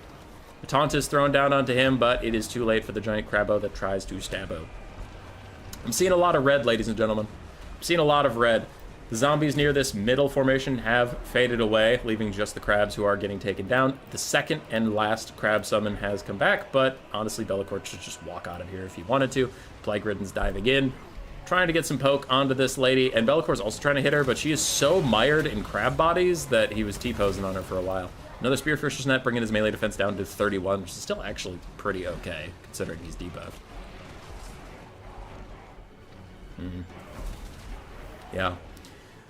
Lucinia has taken a lead on the damage value, and it looks also that way on the battlefield. This south side fight is getting dominated by the forces of the Demons of Chaos. They haven't even lost their Nurglings yet. That's indication of how poorly this fight's going, is your Nurglings haven't even killed yet. An 80 melee attack on the Nurglings from the Locus of Virulence plus the Horde of Khorne. Oh, it's so funny. And an Overcast of Fleshy Abundance gonna heal all the buff. No, they're healing up the Nurglings. No, the coast can't catch a fucking break, man. Pretty huge tide call hits like 4 units over there, but look at these Nurglings just healing up. Oh, these Nurglings. Be'lakor is murdering the Deeps caster. She's doing her very best to hold him down. She's gonna taunt him, but it's not gonna be enough as he just kicks her teeth in. God damn, 102 melee attack on our boy Be'lakor. And she's gone. Bounce power shifts into Army Loss's territory. But thankfully, Aranessa is a mortal unit, so she will just rout. She'll rout with Army Loss. She won't crumble, so that's gonna be good. She'll live to fight another day. Don't you worry out there, sports fans. She's gonna be just fine. Army Losses, get a grip. How are we still in this game? No, don't let her die. Army Losses, you dick. Just go! Go! Save her! No! Army Losses is specifically holding off just to make me a liar. Don't let him kill her! No! No, my fan fiction! No! Oh yeah, she's still alive. It counts. It counts. My fan fiction's still canon. What fan fiction, Human Boy? Shush. Shush. Shush. Aranessa did okay. The Rotting Leviathan got murdered. Depthcaster did fine. Rowdy Prometheans tried their best, but they didn't get a lot done. Bloated Boy also did not get a lot done. And the zombies did very nicely. Be'lakor, 2,700 value. Very casual. Blood Shrines did great. Plague Bearers did great. Furies did fine. And Nurglings did fine. GG, well played. GG, GG. So 2-0 will hop over to Tree Tone and Nurgle's PA. They have done their pick and ban, so we should be able to get into game 1 very quickly. What the fuck? Password isn't 123?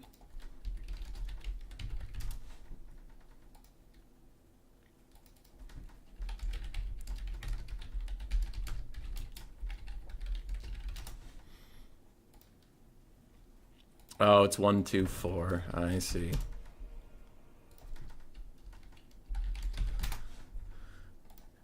All right, to get caught up on chat, that's why Jar Jar Martin is stuck. He's in the details. Yeah, though, like Game of Thrones was a really good book series, so it sticks. Unspecified error. Oh, that's my favorite type of error. There we go.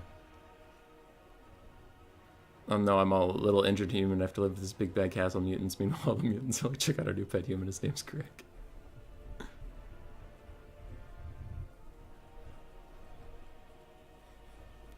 Vlad Eddie or Mom and Neferata books? Whenever I get them. Tolkien? Yeah, Tolkien's good. Furies are waiting menacingly. Yeah, they didn't want to fly into crabs and just get murdered right away. Oh, Nurgle's PA is a part of R2K now. Alright. Alright. Okay. Good for him. Pirate booty got Skaven Blight acted unwise. Yeah. Nice job. Nice job to the Demons of Chaos. They gave it hell.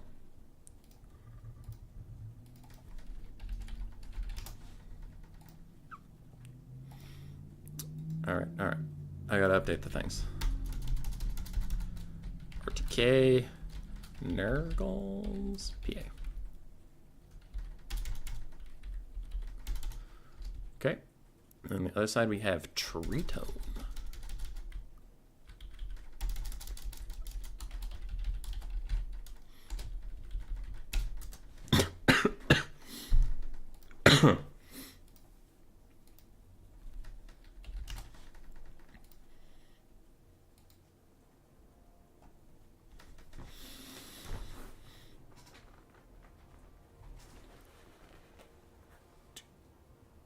Do you know that your hammer makes a bad wrench too? What? Oh, hi, Kiara. What up, dude? So is Grace also a mutant vampire woman for vampire to be simping that hard? Nah, dude. Nah, she's just a lady.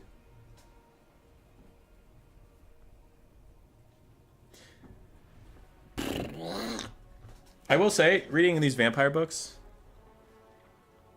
all of them, you know how the Skaven's flaw is that they can't trust each other?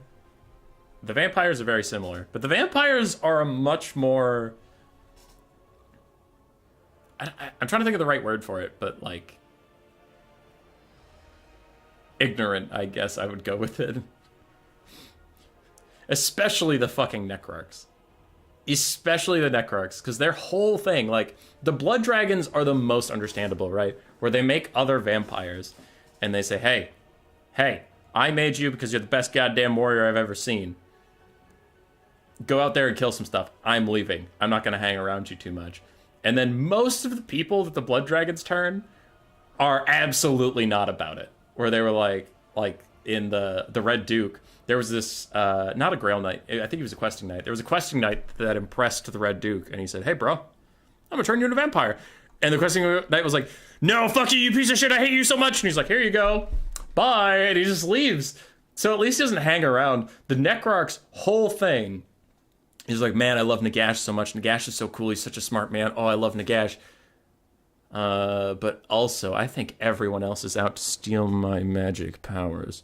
I can't trust anybody with my magic secrets. That's why I'm gonna get a bunch of vampires, give them all of my secrets, and live with them. Ah, fuck, he betrayed me. And then the one who betrays him is like, yes, now I have all of his secrets. Time to create a bunch more vampires and surround myself with them while I do my research. Ah, they killed me.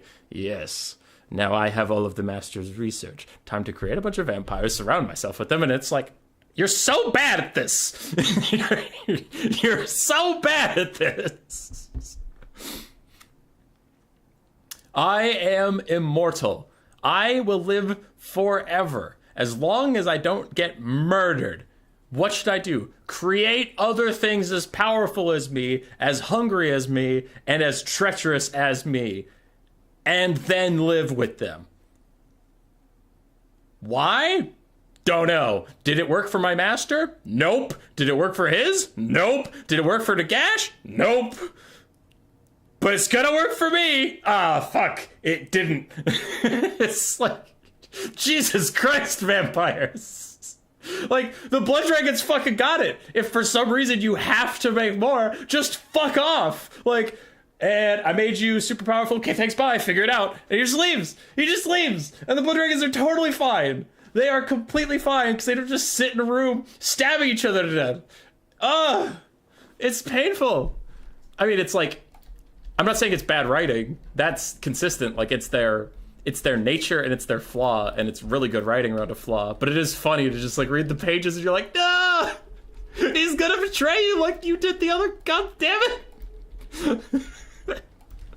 But yeah, it's like their race, right? That's kind of the same as just saying like Skaven are so short-sighted and so fearful that they can't take over the world. Like, it's not a problem. It's what makes their race interesting. Anyway, our first Dark Elf of the day versus Ogre Kingdoms. 2 Scourge Runner Chariots, 2 Dark Rider Peter Crossbows, 3 regular Dark Riders, 2 Cold One Knights, and a front line of Dread Spears and Bleak Swords with Malekith up on his dragon. Chillwind, interestingly, versus Ogres. Chillwind is only going to be good versus the Noblars, so I hope we don't see too much of it getting spammed and taking Winds of Magic away from those Soul Stealers. We did see a very close game between Strat Game and Central Scrutinizer in this matchup, and Scrut really used these Dark Rider Peter Crossbows to their extremes. He did very nicely with them. We'll be curious to see if they can stay safe. They can do a lot of damage. For the Ogres, a front line of 5 Noblar Trappers, 4 Noblars, 4 Saber-Tusk Packs, 4 Lead Belchers, 1 Crushers with Great Weapons, an Ogre Bull, and a Slaughtermaster of the Great Maw with Troll Guts and Brain Gobbler. This is a lot of DPS from these Lead Belchers. I'm actually kind of scared for the Dark Elves here. I don't know if they have enough melee presence to really shut down these Lead Belchers. I guess if the Dark Riders go hero mode. Because the Cold Knights will be easily singled out. Yeah, these Saber-Tusk packs are going to have to counter the Dark Riders, and if they can do that, the Ogres have a really good shot in this game, because, like, 4 Lead Belchers is going to be so hard to deal with. Anyway, Saber-Tusk packs diving in. They're getting the charge on the Cold One Knights, but they're really chasing down these Dark Rider Peter Crossbows, which you don't have to do. If you have all these Lead Belchers, you just let them outshoot the Dark Riders. Don't worry about that. Your entire job, right, when you start a game, is to assess how do you win. How the Ogres win is keeping these 4 Lead Belchers alive. So they should use their mobility and melee assets in defense, not offense. So you can see these Saber-Tusks went on the offensive. They wanted to shut down the shooting the other guy. That leaves their backline open for the Dark Riders and the Scourge Runners to come back here and do some nasty shit, right? So in the future, like, maybe that can help you in your own games where it's like the Ogres are going to outshoot the Dark Elves. Their job is to keep shooting as long as possible, and all their melee assets need to be tailored to that goal, that win condition, right? So these Saber-Tusk packs are now caught out. The Cold Knights are going to kill them, and Peter Crossbows are killing them. But the bigger problem is the Dark Riders are doing a number on these Lead Belchers. And the Lead Belchers need to fuck off. These other Lead Belchers are trying to shoot over other Ogres, which is very, very difficult. They can shoot over Noblars, but they can't shoot over other Ogres. Cold Knights catching other Lead Belchers out, while the Crushers are doing some good defense work. Again, where did those Saber-Tusk packs go? Looks like they got rampaged, and they're now chasing down these Dark Rider Peter Crossbows in the distance. So yeah, all 4 of the Saber-Tusk packs going on the offense rather than the defense has left the Crushers as the only unit around to stop the assault on these Lead Belchers. And it's led to a lot of damage on them. Scourge Run Chariot's doing good little damage to the Lead Belchers. Lead Belchers still trying to shoot at the Dark Riders, but they're shooting over Ogres, which they just can't see anything. And the Crusher's getting good damage. Now, this could be a moment for the Ogres to really take a leading position in the game. The Ogres are doing insane damage to all 3 of these units here. I mean, Malekith, they will too eventually. They have a nearby healer who can probably throw healing on himself right about now. He's about to tear out from Malekith. Slaughtermasters have horrific leadership. So let's see how that goes for them. Ogres are behind on the damage value and on the balance of power. I think that is appropriate. And Saber-Tusk packs are starting to come back. They have stopped their infinite rampaging. Cold One Knights, though, from Nurgle's PA, good job pathing them forward, really keeping them on task. Now, they are getting drawn back into the Ogre bullfight, but you can see he keeps giving them orders to try and get them onto the right targets, and that's pretty good micro. Even if the end result isn't what you wanted, at least he's doing the right thing. Slaughtermaster the Great Mob running away from Malekith while the Crushers continue to fight. The Crushers did push off, doing a lot of damage with the Cold One Knights. They killed an entire Dark Rider, and now they're fighting Malekith. They are getting shot in the butt by Scourge Runners, so they'll need a Troll Guts here pretty soon if it's available off cooldown. Lead Belchers smoking some Cold One Knights from behind there. Though they do have Dread Spears closing in on them, they're going to have to do a little bit of kiting soon. Again, these little Saber-Tusks are rampaging after the Dark Riders who they just can't catch. And this was a really well-played game by the Dark Elves. One mistake from Tree Tone. I liked their build a lot. I really did. I just think there was a bit of a mistake in the use of the dog assets in the Saber-Tusks, but otherwise I think they played it fine. There just wasn't a lot of room for error, and Nurgle's PA really took a good opportunity, recognizing that mistake. The backline defense units went on the offense. He just sacrificed some stuff. In one case, he even just killed killed them with Cold One Knights, but he sacrificed this for Peter Crossbow, ran it around the whole map so it's not shooting. But in doing so, he opened up the backline to such really good attacks. So just really good mistake punishment from Nurgle's PA. I liked it. I also liked his build too. It was nice. After watching Scroot use those, he had 4 Dark Rider Peer Crossbows. I do like including them. They just have they're like the Scourge Runners. They're a little riskier, but if you can keep them alive, they have so much more ammunition than the Scourge Runner Chariots. Like you can see the Scourge Runners are almost out of ammo. This one is out of ammo, the other one's almost out of ammo. This guy is full. Full ammo is just firing in. Malekith sniped out the Slaughtermaster the Great Moth. The leadership spike plus not having any magic is probably going to send them into army losses territory. And that'll be a GG Dark Elf win. Though I would contest that it was an interesting Dark Elf win. Because it wasn't just like, wow, Malekith carried the whole game. It's like, no, it was pretty good positioning and decision making, which is nice. I will also say the same for Tree Tone's Ogres. It wasn't like 3 Crushers and healing goes burr. It was a pretty dynamic build. All right, Malekith. 2,600 damage value, 2,100 on one of the Cold One Knights, 700 on the other. Scourge Run Chariots both paid for themselves. They did fine. Dark Rider Pure Crossbows, horrifically low values, but they spent the whole game running away from Saber-Tusk packs, so I don't know what you expect from them. Yeah. And then the Dread Spears and Bleak Swords just pushed through Noblars, and they did fine. Slaughter Match of the Great Maw did okay. The Crushers, even though they're not the ROR, did fantastically well. The Lead Belchers were very effectively shut down. Saber-Tusk packs got lured out and rampaged into the sunset, and the Nobbler Trappers did great. They did really great work, but there just wasn't enough, unfortunately. So, I like the builds from both sides. I like the plays from both sides overall. Just one mistake really sent the game on its head, and that is sometimes how land battles do.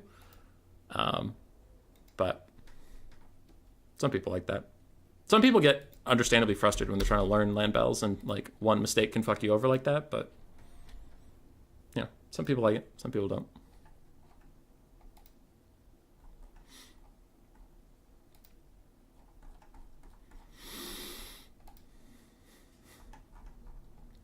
All right.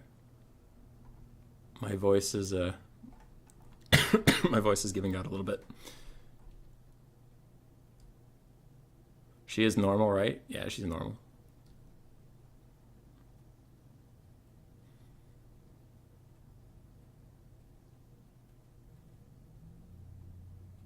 Oh, that's true. Strix reproductive behavior. I gotta think about it like that. Will this be another match of Ogres countering Dark Elves? No. Though Grieven, I will say I have to give Odium Hanadins his due. I was playing in the BBB tournament, and I was eliminated already. It was Swiss, so you finish out the 8 weeks, but like mathematically I couldn't get to the top 8 to go on to their finals. So I was out. Doesn't mean I was trolling, but I was trying some new matchups, and my opponent picked Dark Elves.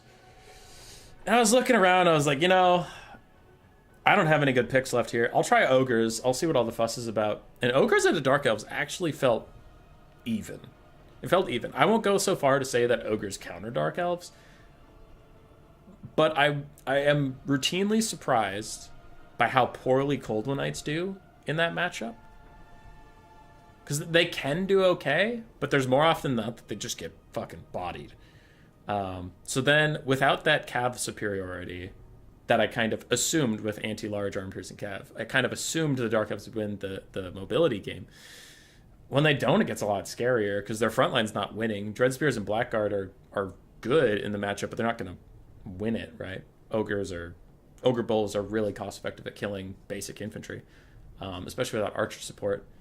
If you take Dark Shards, you can get run over pretty easily by Crushers and Saber-Tusks. If you take mobile archers, that can be pretty good. But you can get countered by Lead Belchers. So there's a lot of give and take. You know? I think it's actually a super interesting matchup. So, yeah. On paper, it looked bad for Ogres, but after playing it a couple times, I was like, oh, all right. Both sides have some stuff they can do here. Excuse me. Where are the Scourge Runners? There was 2 Scourge Runners. They were just shooting Lead Belchers from a distance.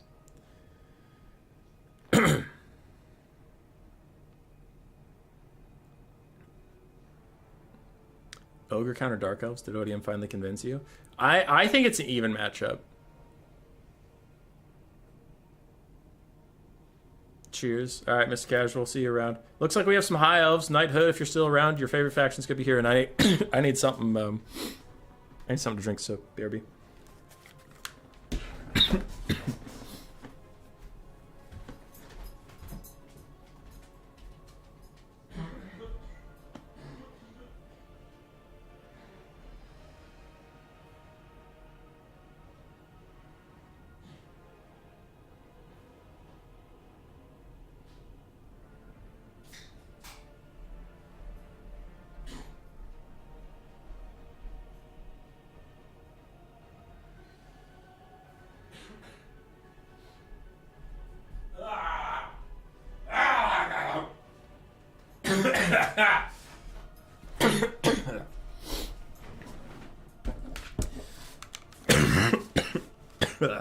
Hazel, I'm dying.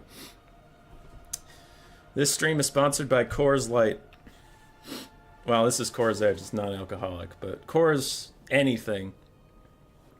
If you're sick and everything feels like shit, have something that tastes like shit to distract you. Coors Edge / Coors Light, all their products. It's pee in a can. It's pee in a can. It's pee in a can. Do a feat again! High Elf mirror is getting set up. They're almost ready to go. In the meantime, we have a puppy. Papa, come here! Come here! Oh, what you do?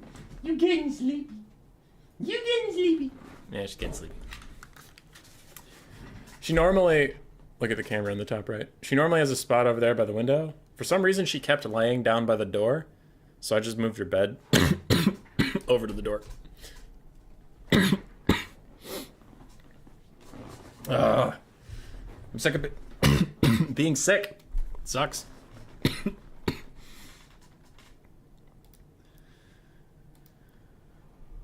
Whew.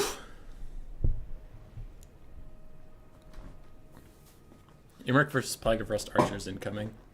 Maybe.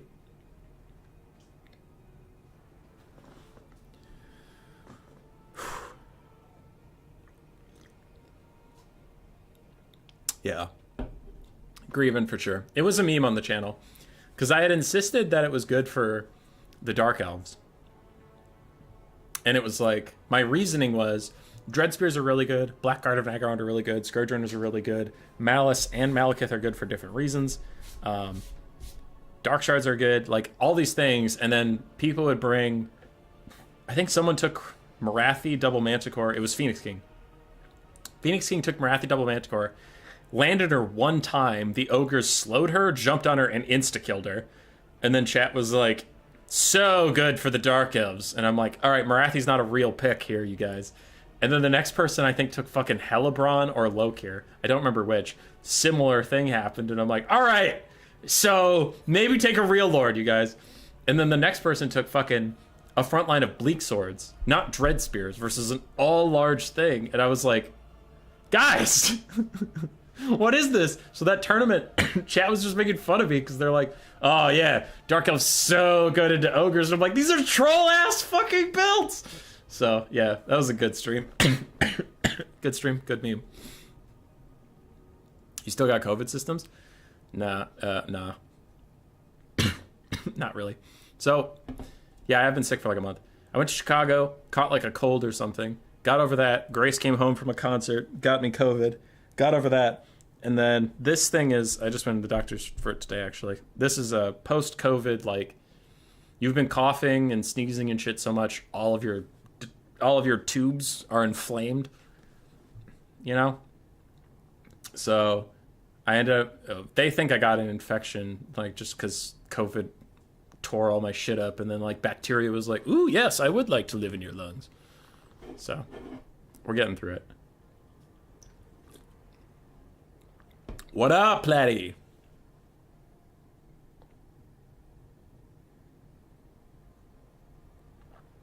Hey, Rusty.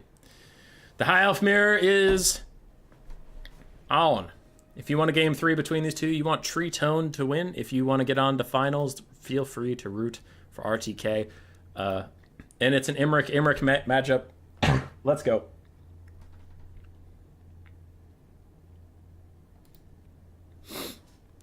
Platty, how you doing? Platty, I learned I'm just a top laner now. Since you and I last played League of Legends together, I played Olaf top and got the highest damage on my team. And it was kind of great because I just split push in a side lane. And if less than 3 people came for me, I would kill all of them. And if 3 people did come for me, I would just YOLO towards the turret and take the turret. And it was great. And then I played Gragas top and fucked some people up. So apparently I need to stop playing Phil because I just get stupid 80 carry and then nothing you do matters. I need to just play top and pretend I don't have a team and win the game without them. Though there was one point where I was about to burst a goddamn blood vessel. I was Olaf top. 3 people came for me. I killed 2 of them. 1 got away, but he had to recall. My team starts Baron. 4v maybe 2.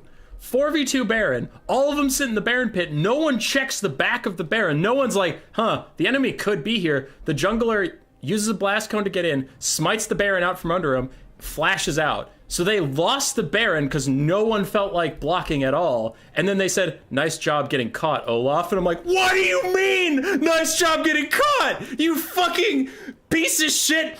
Hey, maybe between all 4 of you, you could have 1 functional brain cell and check for the goddamn jungler before you start an objective. All right? And I killed 2 of them. I killed 2 of them. You fucks. You. Oh. But we won that game. All right. We have 4 White Lions of Krace for the side of Nurgle's PA and 3 Spearmen. The White Lions will be nice. Melee to get through the front line. Though I will say, ooh, Silver Guard, nice. Most high elf units don't actually have that high of armor. They look like they would, but they don't really. So the armor piercing of the White Lions could have been wasted, but since Tree Tone took Silver Guard, that'll actually be quite nice. We have Dragon Princes, Illyrian Reavers, and Imric. So a pretty decent heavy cav core for the blue high elves here, and we have Earthblood and Regrowth. The other side, it's a lot more Daka. I mean, any Daka is more than the blue army, but we have 4 Illyrian Reaver archers trying their best to kite a little bit, 4 Lothern Seaguard with shields, 4 Silver Guard to hold the front line, another Earthblood and Regrowth caster with Imric. So will the melee cavalry and better frontline win, or will the archers and skirmish win? Otherwise, these armies are the same. Hey, it's a guy with a Nudu picture. How did we get to LOL? Wild Platypus joined the chat, and he and I were playing League of Legends 2 days ago? Yeah. So I just thought I'd let out some more frustration while people set up their armies. Silver Guard are colliding with the White Lions, trying to hold them up. I was talking to Knighthood about this, actually. I am not a huge fan of Illyrian Reavers. On paper, they look really strong, the Archer variant. But for some reason, in-game, they just feel really limp. I don't know why. They just don't feel like they do anything. So they're firing in. White Lions do have missile resist, 30%, and Spearmen do have silver shields. So it's going to be difficult for them to get their value out. Looks like they really want to focus on these Rangers, who also have 20% physical resist. So yeah, these guys are having a tough time finding a real target. Both the Imrics are looking to get active. What are they going to do? One lands straight in on Illyrian Reavers. Good for you. Have you popped your Vuvuzela yet? Do that. Do it. Pop your Vuvuzela. Do it! Do it, you coward! Illyrian Reavers are trying to kite away from these Dragon Princes, get behind their Spearmen, but the Dragon Princes will get a decent little charge.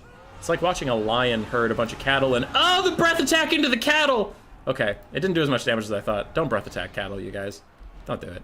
They don't deserve it. Oh, this guy needs to get up in the air and breath attack. That would be so juicy. No! He went into melee. What a bitch! Oh, you could have breath attacked! What are you doing? That was fine. I just really wanted the breath attack. Tactically, it's fine. I mean, breath attacking some basic Spearmen's not a big win for you. Probably want to breath attack these Dragon Princes, though. Does your breath attack do fire damage, or is it magic? It's fire damage. Okay, these guys have fire resist. That might be a bit of a problem. Might want to use it on the White Lions. He does have to get the fuck off the ground, though. Red Emmerich does not want to get caught by Dragon Princes plus the Dragon Prince himself. Uh-oh. Get off the ground, little Emmerich. Get off the ground, little Emmerich! Little Emmy! No! God, he's surrounded by spears and Dragon Princes and a big-ass dragon. Oh, God, why is this happening? His skirmish cav is not around to support him. Some other Dragon Princes are just going to zone them off, keep them out of here. Small and Secret are trying to deal with the Dragon Princes in the back, but they're really just not... They're not able to. Vuvuzela of Dune comes out from the red side. Silver and Guard holding with the best of them. So Silver and Guard are doing nicely for the red team, but everything else for the red team is kind of falling apart. Loud and Seaguard are pushed out. Imric is surrounded. Imric's getting his ass kicked. And his Mage of Life is on the side like, you good? You good, boss? You don't look too good. Here's a regrowth. That's all I got for you. Oh, shit, Dragon Princes, no! Oh, wait, they're Illyrian Reavers. Illyrian Reavers come out and say, hey, stop it. Stop it, you. Get the fuck out of here. Other Imric is still dueling with his twin brother, but being surrounded by spears and Dragon Princes, you can just see he's taking way worse of the trade there. Illyrian Reaver archers still firing, still doing their best. They have done a decent chunk to this Dragon Prince. It's just about time, you know? It's like, all right, you're doing that, and that's fine, but you're needed elsewhere. You're needed to punish this Imric. Another Earthblood on him. He's really trying to heal his way out of a bad situation. The Life Mage sister is fighting the other Life Mage. Both red single entities are fighting their counterpart, but both blue single entities actually have support. Lothern Seaguard and Illyrian Reavers are trying to opt into helping, but man, that is a full health Dragon Prince. Cool dragon animation. Don't know who actually got the better of it. It looks like red Imric got to attack blue Imric with that one, I think. Cool. Lothern Seaguard doing a bit of friendly fire. I have to cough, but I'm resisting it. Oh, fuck. I'm losing that fight. Shit, there it is. Imric does route. Red Imric, not blue. Blue Imric actually took a lot of damage. And here comes the regrowth to make all that not matter no more. Is it overcast? It's not overcast. Okay, cool. Some of that damage will matter. On the backside, Dragon Princes, feeling the love. The Illyrian Reavers have done a pretty decent... Wow. All right, they've still only, like, paid for half of themselves. Never mind. I was going to say they were doing decently, but maybe not. Yeah, maybe not. Damn, man. Now, I know that they're, like... part of their appeal is they're really good melee stats. So after... Ooh, breath attack. Ouch. After they're done shooting, they're still a decent Illyrian Reaver unit, but even then, I feel like basic Illyrian Reavers do their job just fine. I don't know. I don't know. Regrowth onto the Mage of Life herself, but she's getting so close to breaking that she is, in fact, just going to break. And an Earthblood will heal up the Dragon Princes and Spearmen that are around her. That's looking like GG for the red High Elves. Their skirmish cav is all pretty healthy, but to what end? To what end? And the Silver and Guard are still fucking here! Let's go, Silver and Guard! Kick some ass! Y'all are holding. You did your job. Alright, when everyone else failed you, you can go to whatever heaven the High Elves have. I think it's just Slaanesh's loins. When you go to Slaanesh's loins, you can say, listen, my spear was always erect. I mean, what? What? That was gross. That was weird. I didn't like that.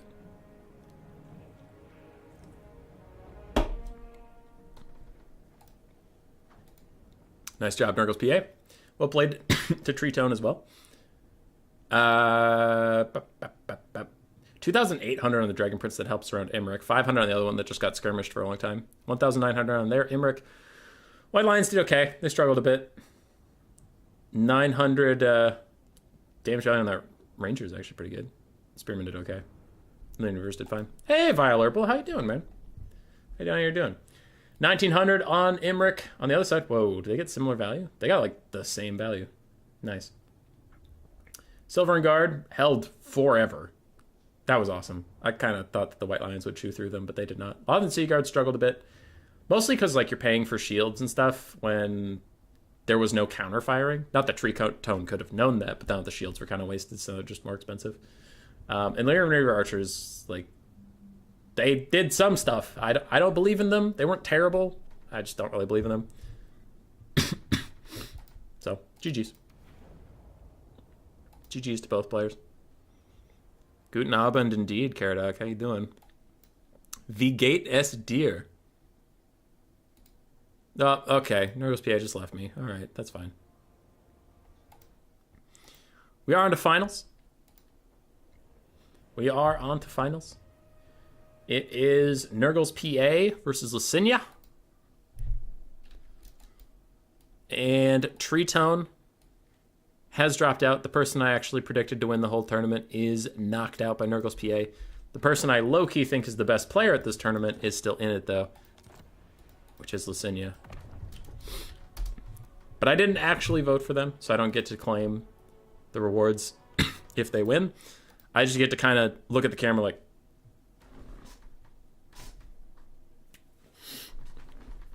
which is almost as good as winning. All right, Nurgle's PA, 0. And again, Licinia and Pegaz, same person, so it's just, they have a bunch of different names. Because they're a jerk. Schlecht! Krankenkopf. Is Kranken... That's sick, right? Warum Sie kranken? Haben Sie zum Diskothek letzte Abend gehen? Haben Sie meth taken?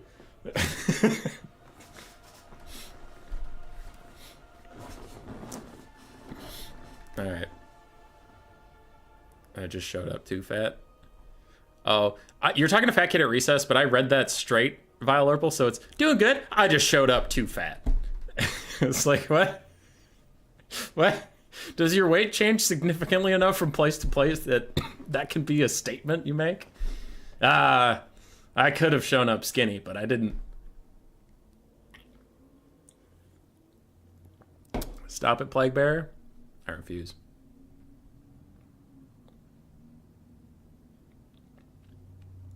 Yeah, Rusty. Reaver archers aren't that much worse than standard Reavers in combat. It's true. Yeah. It's entirely like a feeling thing. And I try to make that clear where like their stats look really good and all this stuff, but I just never see Illyrian Reaver archers do that well, and I don't know why. Kind of like Questing Knights, right? Questing Knights stats are kind of busted. They're so good. I can never make that unit do anything. I can't. And that doesn't mean no one can, it's just I can't. I'm way too fat for this stream. Left his dump truck rear at home, shut up skinny.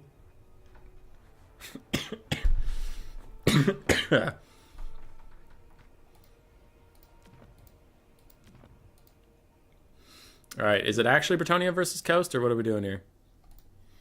Also 60 people for a stream. That's pretty good. We were hitting that 60, 70 mark around, what was it, January? December? Somewhere in there. And then everyone said, you know what, Warhammer 3 sucks, and stopped watching. And then we were averaging around 35, 40. Now we're back up there, so hopefully y'all are excited for Chaos Dwarves. There are certain things I can't say, but what I can say is I will have content coming out for Chaos Dwarves before the release date. And if you are a patron and you're watching this live or afterwards, I did ping you in the patron chat of my Discord asking you what kind of Chaos Dwarf content you want to see out of my early access. So if you are a patron and you give a shit about that, feel free to hop in there in the secret patron chat and tell me what you want to see out of the early stuff. Because I can't talk too much about what I can cover and when, but I will say, when Warhammer 3 launched, it was more like a cake. And when Chaos Dwarves launched, it's more like a sandwich, right? So talking about the cake, not Warhammer 3 anymore. On the Warhammer 3 launch, it was very much, you need to first add flour. Second, add salt. Third, add baking powder. Combine, set aside. Fourth, take an egg. Fifth, combine egg with room temperature butter, right? The Chaos Dwarf release is much more, first, get bread, peanut butter, and jelly. Second, assemble. Third, sandwich. So it's much more open. But there's not as much time, because the Warhammer 3 lead up was like months. Something like that. Immortal Empire's lead up was a couple weeks too. We are like 2 weeks from Chaos Dwarf release, and I don't have it yet. So that tells you how little time we're working with. So it will just be, I'll look at that patron chat, see what my most diehard fans want, try to tailor to that, because we can't cover everything before it comes out. So take that in consideration.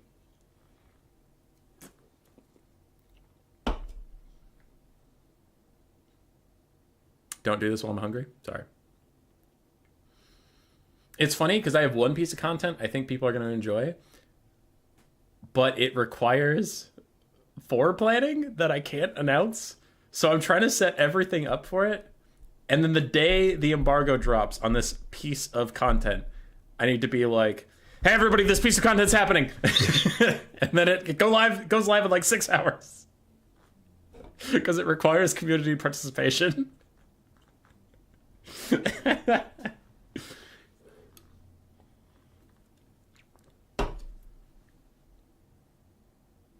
Bye, Aaron. If you wear a lower cut shirt, you'll hit 100 viewers easily. This shirt actually goes pretty low. I was like, oh! Get some cleave. You missed the High Elf Mirror? Yeah, it was a pretty good High Elf Mirror. We've had some really good streams today, man. Streams, yes. Multiple streams. Battles. There's a patron chat. Are you in it? Yeah, I think so, Jeremy.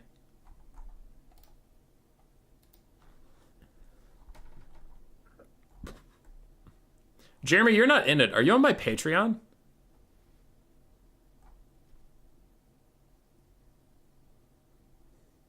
Hang on. Are you in my Patreon? How the fuck aren't you in this chat?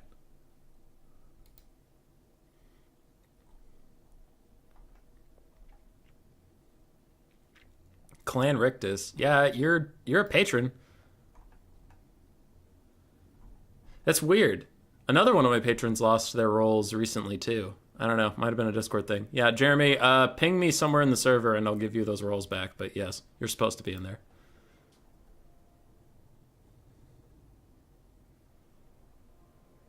Khorne versus Lizardmen? Nice. Lucinia is Pegas, by the way. So they're just telling us. Khorne versus Lizardmen is good. I'll keep my build thoughts to myself as I normally do because I don't want to feel like I'm giving hints to the players, but there is something the Lizardmen can do here that's actually real tough for Khorne.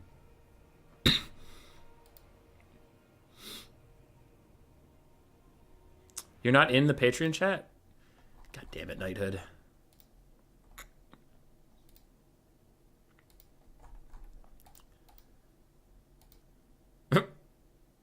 Aaron's just posting in the Patreon chat just for fun.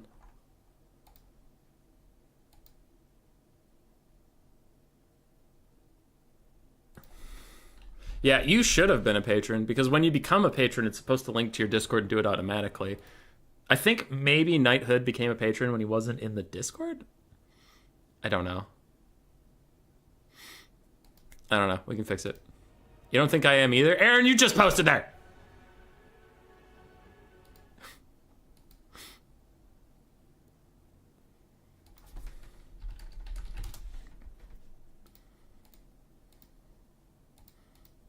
Alright. Butcherbird's on it. Fucking killing it.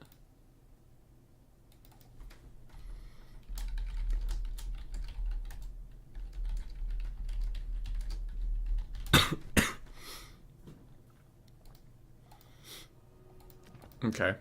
Khorne is a 0 gold spend, so I expect them to just smash that ready up button. That's a cool build. That's a pretty cool build. Okay. That's hype. I see no problems with it. This Lizardman build sucks. Sucks and blows. I don't know why you'd take Lord Croak into Khorne, but sure. 2 Engine of the Gods? That's kind of fucked up.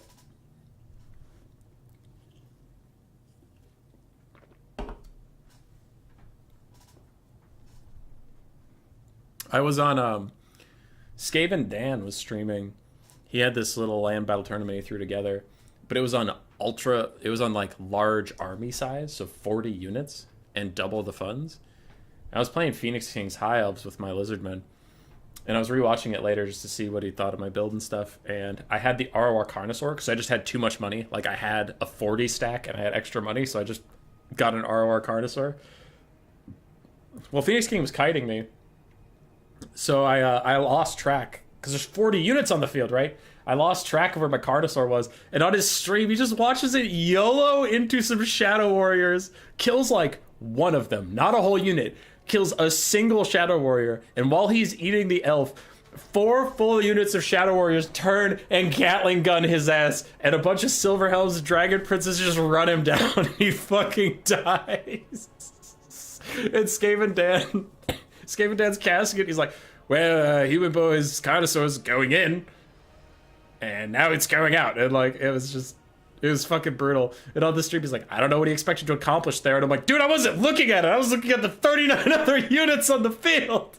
Do you have any shits on my screen? There's so many things. Oh my god. It was great.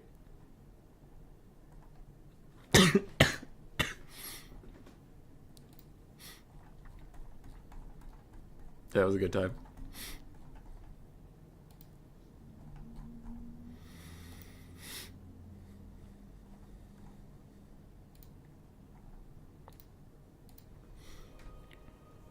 Double skull cannon?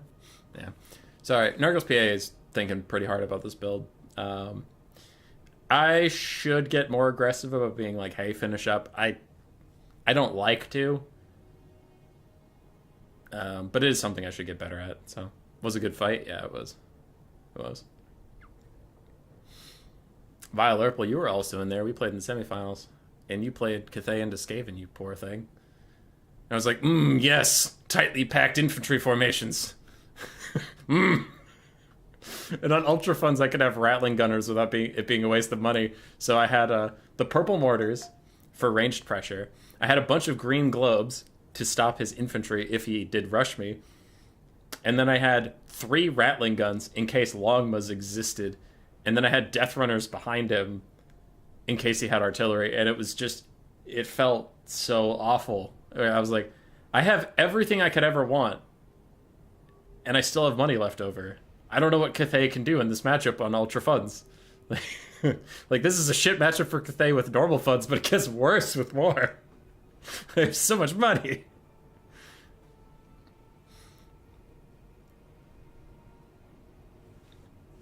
Yeah, because he ended up having triple Longmas, but they just couldn't do anything. Like, I literally turned guard mode off, told each Rattling Gun to attack a Longma, and never looked back. I just...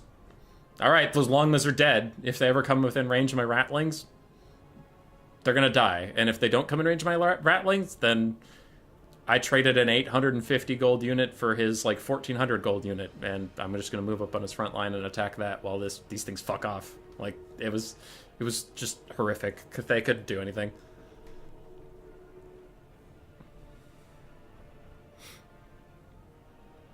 Yeah. Yeah, Vile Urple. You tried. It just, like, it feels bad.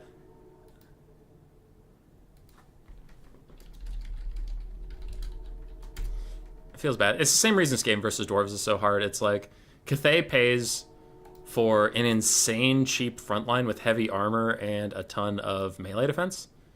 I'm messaging Nurgle's PA now, just asking about the long build phase.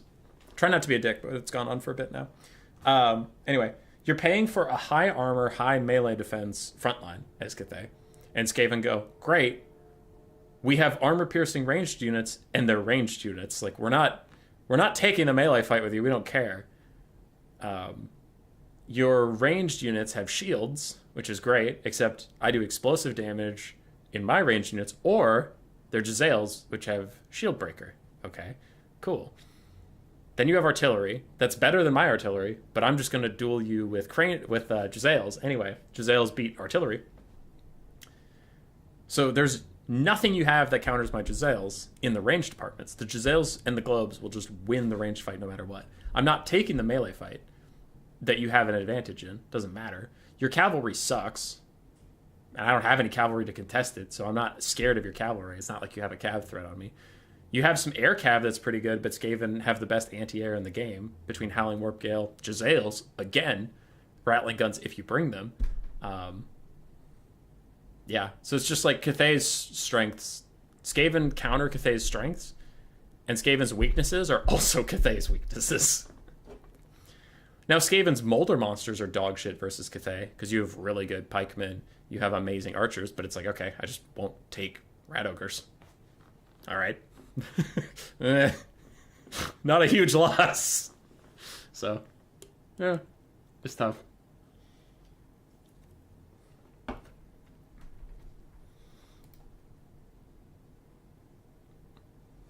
Eshin News at 11. Wouldn't be Eshin News at 13, Long Paul? Dude, you know what kind of nerd I am? When I was getting my x-ray today, they put me in room 13, and I was like, oh, of course you did. Of course you fucking did. We found a rat in your lungs. That's weird. Okay, Nico Boy Blue, you win that round.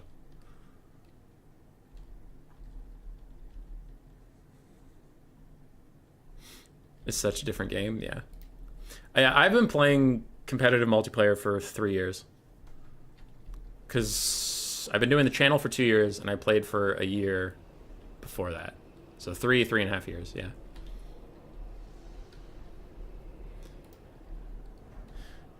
Cathay is auto bring 10 peasants.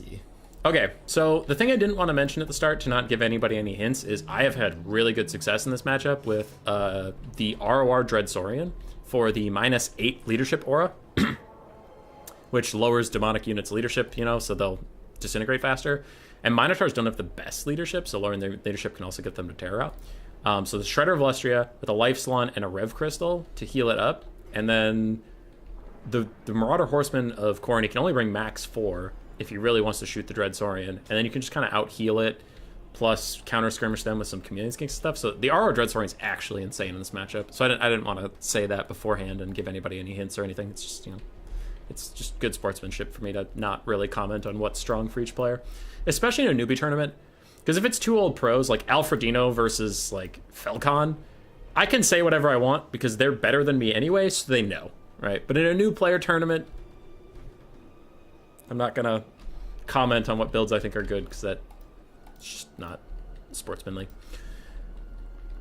So for Lucinia and Khorne, he's mostly set up, so I'll talk about his army while the Lizards still reform ranks. We have 2 Fleshhounds of Khorne, a Marauder of Khorne frontline, triple Minotaurs with great weapons, very strong against most lizard things. The Blood Brute Behemoth was interesting. Behind the blocker, I saw that. I'm like, oh, that could be scary. Now, I still think that ROR Shredder would do fine versus him, especially with healing support, but that is a unique take. I haven't seen that one. Because Khorne does struggle with big, armored single entities that are receiving healing, so maybe cutting him down to size is good. And then, of course, he has this Herald of Khorne that he seems to love. Just hates Valkia for some reason. But with all of his melee attack buffs, you can turn Marauders into actually half-decent infantry. So, cool. The other side for Nurgle's PA, we have Chameleon Skinks. 2 of them. Yep, just 2. In a bit of a flank position. A front line of Skink cohorts mixed with Saurus Spears and backed up by Javelin Throwers. Then we have 2 Cold One Spear Riders, a Horned one, 3 Feral Cold Ones overall, a Life Salon with Regrowth, Earthblood, and then his Bound Banishment and Blood Statue of Spite. We do have the Bastilla with the Revivification Crystal. So a lot of healing here for these Horned ones. I am terrified because the Cold One Spear Riders are key to the Lizardmen's win condition in this game, and that's not a sentence I like saying out loud because these units have disappointed me every time I've taken them. The only time I have enjoyed Cold One Spear Riders is when it wasn't important whether they lived or died. Now this one's kind of important if they live or die. They have to get a countercharge on the Minotaurs and actually deal damage to them. Because if they don't do that, this is going to get real scary real fast. Lizards just don't have the range DPS in this build. Deal with the Minotaurs, so you are counting on your cavalry countercharging them to do enough damage to stop them. Unless, like, if they sit in Saurus Spears, yeah, they'll die, but I doubt Lucinia's going to do that. So you can't make your game plan around your opponent making mistakes. So your game plan has to be these Cold One Spear Riders and Horned ones are going to be the main killers of these Minos. Chameleon Skinks are coming in on the flank. It'll be a while till they get here, but they will get here. And Fleshhounds taking a little excursion. They'll fight really well against Feral Cold Ones. Feral Cold Ones are jacked on stats and armor piercing, but without any armor, the Fleshhounds of Khorne don't care, and their stats are better. Minos take a bit of a charge onto some Skink cohorts and Feral Cold Ones. Marauders of Khorne are fully surrounded. It looks like these Javelins are trying to throw maybe at the Minotaurs. I don't see any attack orders from them, though, so we'll see what they end up doing. More Javs throwing at more Minotaurs, but Bloodbird Behemoth is going to upset them. Yeah. Cold One Spear Riders getting a countercharge on the Fleshhounds. If they can get past their own Feral Cold Ones, this will actually be a really juicy charge. But sometimes Cav units can just get blocked by their own friends and not really get a ton done. But it looks like they're getting a good wraparound, so that Fleshhound of Khorne is probably dead. Bloodbird Behemoth is beelining straight for the Salon, and this is smart. I think it was Loopy. Someone was talking to me about how to fight High Elves, and he said going for Imric is a bait. You really need to snipe out the Life Caster, because Imric's not the problem, it's the Life Caster. And it looks like Lucinia has a similar theory on Khorne here. He's ignoring everything until he kills that Salon, and that seems to be wise. Lizardmen winning this blob fight. They have just completely overwhelmed these Marauders of Khorne, and the Minotaurs are also trying to piece out. The Salon is running for his protection. He's trying to get these Cold One Spear Riders and Horned Ones to help him out. But man, these Horned Ones are not having a good time because they got rear charged by the Minotaurs. Minotaurs probably have to ignore that Revivification Crystal and just focus down the Horned Ones so they don't take too much damage on their own. Banishment looks like it betrayed the Lizardmen over here. The Skink cohort is routing. The Marauders are just fine. More Cold One Spear Ones are taking a fight with the Minotaurs of Khorne, but the Minotaurs of Khorne are going to win that, especially with Fleshhound support. And it looks like the Cold Ones are still chasing down the Fleshhounds. On the far side, those other Fleshhounds, they're fine. They're chilling. They're good. They're good to go. And Khorne is taking a pretty significant lead on the balance of power. A nice lead on damage value as well. And the Revivification Crystal is also almost routed. These Minotaurs beat the shit out of it. Oh my god. The Salon got away free and clear, but at what cost? It looks like he already used some healing on himself. That's healing that's not here for the Horned Ones and the Cold One Spear Riders. They did get a Rev Crystal, but it's not looking like enough. So the Bloodbird Behemoth is just going wild on them. Now, one thing that could work for the Lizardmen is the spears. You do have Minotaurs sitting on Saurus Spears. You have the Blood Brute sitting on Saurus Spears, and more Minotaurs are joining the fight. If Khorne doesn't reset, if they don't get out of this fight for a little bit, just get their shit back together and reform the charge, they could get ground down by these Saurus Spears. And you can see that this Herald of Khorne is also having a bad time versus the Horned One and Slaanesh Mage Priest. So Licinia maybe getting a little lazy, maybe getting a little overconfident with how he's feeling in this game. Sitting in Spears is not really good for these Minotaurs. More Saurus Spears are coming to join the fight. On the far side, it looks like Khorne is going to be the victor, but it's a Pyrrhic victory over there. As like, yeah, you won, but your Fleshhounds are almost dead, your Marauders are almost dead, so really this is the only fight that matters. Lizardmen are clinging to life in this game, and the Rev Crystal is going to come back. It's going to rally very soon here, and that'll be huge. If they can throw a quick little Rev onto these Horned Ones, wherever they are. Horned Ones? Where are you at? Both Cold One Spear Riders are getting pushed off. That's bad. There are the Horned Ones. They're tracking down the Herald of Khorne. They already have a regrowth on them, so I also think they'll be getting a Rev Crystal on them very soon. Quick little Earthblood to try and heal up the Rev Crystal, but oh no, Slaanesh Mage Priest is right next to the Rev Crystal, and the Blood Brute's like, which do I kill first? I will kill both eventually. The Horned Ones are going to finish off the Herald, though, and without his leadership buffs, that Minotaur that's right next to him is going to rout. These other ones won't fare so well. And the Lizardmen are coming back in this game slowly. You have to take out that healing. And his priority has been good. It's just been, you know, really nice from Nurgle's PA, running away, keeping them as safe as possible. It's just been a good play on both parts. Now the Minos are back. These Saurus Spears are a big problem. I wonder if Khorne's gotten enough kills to even use a Sword of Khorne soon, because the Sword of Khorne taking them both out. Oh my god, it's a Sword of Khorne! I'm a fucking genius! I'm a genius! Look at it! Ah! They're all dead! Oh, that's so huge! Those Saurus were incredibly important for the Lizardman victory, and they both took a big hit. Now, an Earthblood does try to rev them back up, but these Horned Ones are fighting the Blood Brute. Blood Brute's nearing his heal cap, but as soon as they take this charge from the Minotaurs, that Rev Crystal's not going to be enough to keep them in this game. They are going to get pushed out, and if they get pushed out, they are out of cavalry in the Saurus. The problem with Saurus is, they've done great. Do not get me wrong. The problem with Saurus being your last win potential is the Blood Brute and the Minotaurs never have to stay in them. There's no reason for them to sit in those guys. They are just going to fight, and it looks like he's already caught the Rev Crystal a little bit. Minotaurs are going to peace out. They don't want to get caught in those spears yet again. We already saw how much damage they took earlier, and I think both players are aware of that. Blood Brute is not going to let this guy rally. He is just going to finish him off, and now it is down to the Slaanesh. The Slaanesh is running away, but when he's running away from his spears, the Blood Brute can also follow you and not sit in your spears. But if you run towards the spears, you're running towards the Blood Brute, so it really is a lose-lose, and this Slaanesh is probably just not long for this world. Chameleon Skinks helped finish off some Marauders. They actually did really good versus those Marauders. Holy crap. Anyway, they finished off those Marauders. They do have to come peel the Blood Brute, but I don't know if they really have the DPS to save this Slaanesh, who is still running away. The Saurus Spears are just trying to keep up, but it's a lose-lose situation for the Slaanesh. Either run back towards your support and run towards some Minotaurs that are going to beat you up, or run away from your support, and you're running away from your support. So Blood Brute still hunting him down. Minos hunting him down. Horned Ones do come back, and with all of these Cav units and Spears, second to last Minotaur is pushed off. Can the Blood Brute really carry? Let's see. Another big shot onto the Slaanesh, really taking him down. Missed an attack there for once. Terror outs the Slaanesh. Minos chilling, and the Slaanesh uses a regrowth on the Cold One Spear Riders on his way out the door while Terror out and gets it off. That's some bullshit and a half, but sometimes it just happens. I mean, he probably started the cast before he was Terror outing, but it sure looked like he didn't. And he is dead. That'll lower the leadership of all the Lizardmen units. These Horned Ones are actually going to rout. Nope, they hang in there. They hang in there. Blood Brute's coming back. Saurus Spears chilling. And these Minos have got to get out of there. They probably got to help chase down the Chameleon Skinks or something. They can't just be sitting in these spears like this, but they are. They're also fighting in the forest, which they're taking a debuff for fighting in the forest. So a lot of debuffs in there. Blood Brute's coming in, trying to get a Chain Terror out. He pushes off all the Skinks. The Saurus leadership is getting a little low, but not low enough. Saurus are tough boys. I hate Saurus. I hate Saurus. I hate their bok. Minos are gone. It's literally just the Blood Brute that isn't routing for Khorne right now. And the balance of power is still like, I think Khorne's got it. And I gotta say, balance of power, I don't think Khorne's got it. I am very scared. Horn of Khorne has popped. I don't know if the Blood Brute needs that. Probably just save up for either the Unbreakable or another sword, because those are the things you need. This guy has more than enough melee attack to hit anything every time he swings. The problem is just killing enough stuff.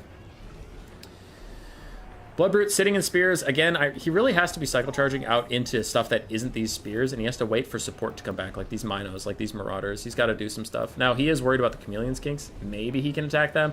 It depends on the skirmish unit, right? Because sometimes skirmish units will fire while they're in melee like this, and they're doing a ton of damage to them. There are other times where skirmish units, if they're in melee, just refuse to fire. So it's kind of the Wild West out there.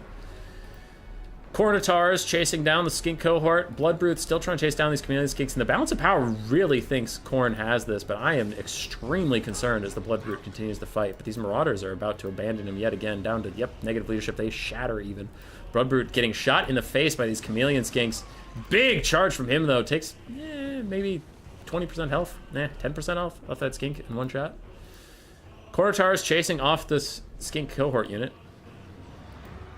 Curious about that. They might want to be back here, because I don't think that Skink cohort's going to really rejoin the fight and do very much. We'll see. Bloodbrute getting poked down. His leadership is low. Balance of power shifting significantly in the favor of the Lizardmen, and if he breaks, it's going to move into like army losses territory straight up. He is heal capped, so no more healing for him.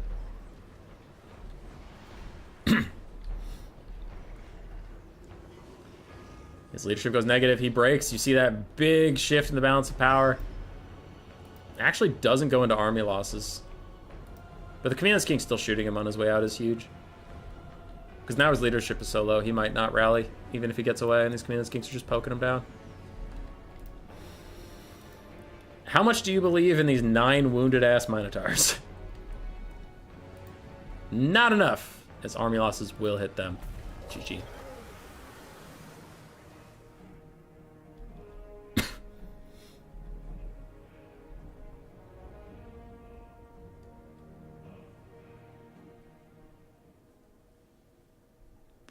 Oh, wow. There's a lot of chat going on. Okay, I'll catch up with chat in a second. Lifeline did fine. Horned Ones did great. Cold and Spear Riders, even with all that heal support, they still did jack shit. I hate that unit. I hate them.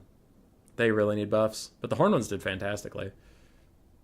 Sora Spears did incredibly well. Chameleon Skinks also did quite nice. And Skink Cohorts and Skink Cohorts for Javelins did very well. The other side, Herald of Khorne was nice. 4,100 value on the Bloodbrute. Minotaur is also really good value. Trying to put the game on their back. Marauders of Khorne, unfortunately, still just disappointing. I have many a rant about Marauders of Khorne, but they suck so bad. Fleshhounds did okay. But like, Marauders of Khorne are the most expensive Marauders, I think. Yeah, I think they're as expensive as Tzeentch, but then the dual axe version of the Marauders are more expensive than Tzeentch. And Marauders of Khorne are the worst. They're the worst of the 4 Marauders for some fucking reason. I don't know why. They're trash. They're so awful. Which is weird, because you think Khorne would have the best melee infantry.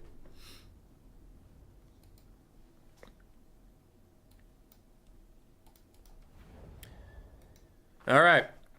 Game 1 goes to the Lizardmen. It was a close game, though. It was a really close game. Okay, Destined. So that's where I was. Gotta stay solvent if you want to stay in the big boys club, Jeremy. Oh, about the patron stuff. Minotaurs have Blood Green granting ITP. Let's see. What does Blood Green grant you these days? Don't switch, don't switch, don't switch, don't switch, don't switch. Yes, it gives you ITP. Yes. Silliest strats with Strokes of Genius, very fun. Lord of Lugia, thanks. Cuden set it up. You should ban people from using Chaos Factions in a new player tournament. They're usually not that crazy strong. On land battles, at least. They're decent, like Tzeentch and Slaanesh are fine. Nurgle and Khorne are usually thought of as weaker.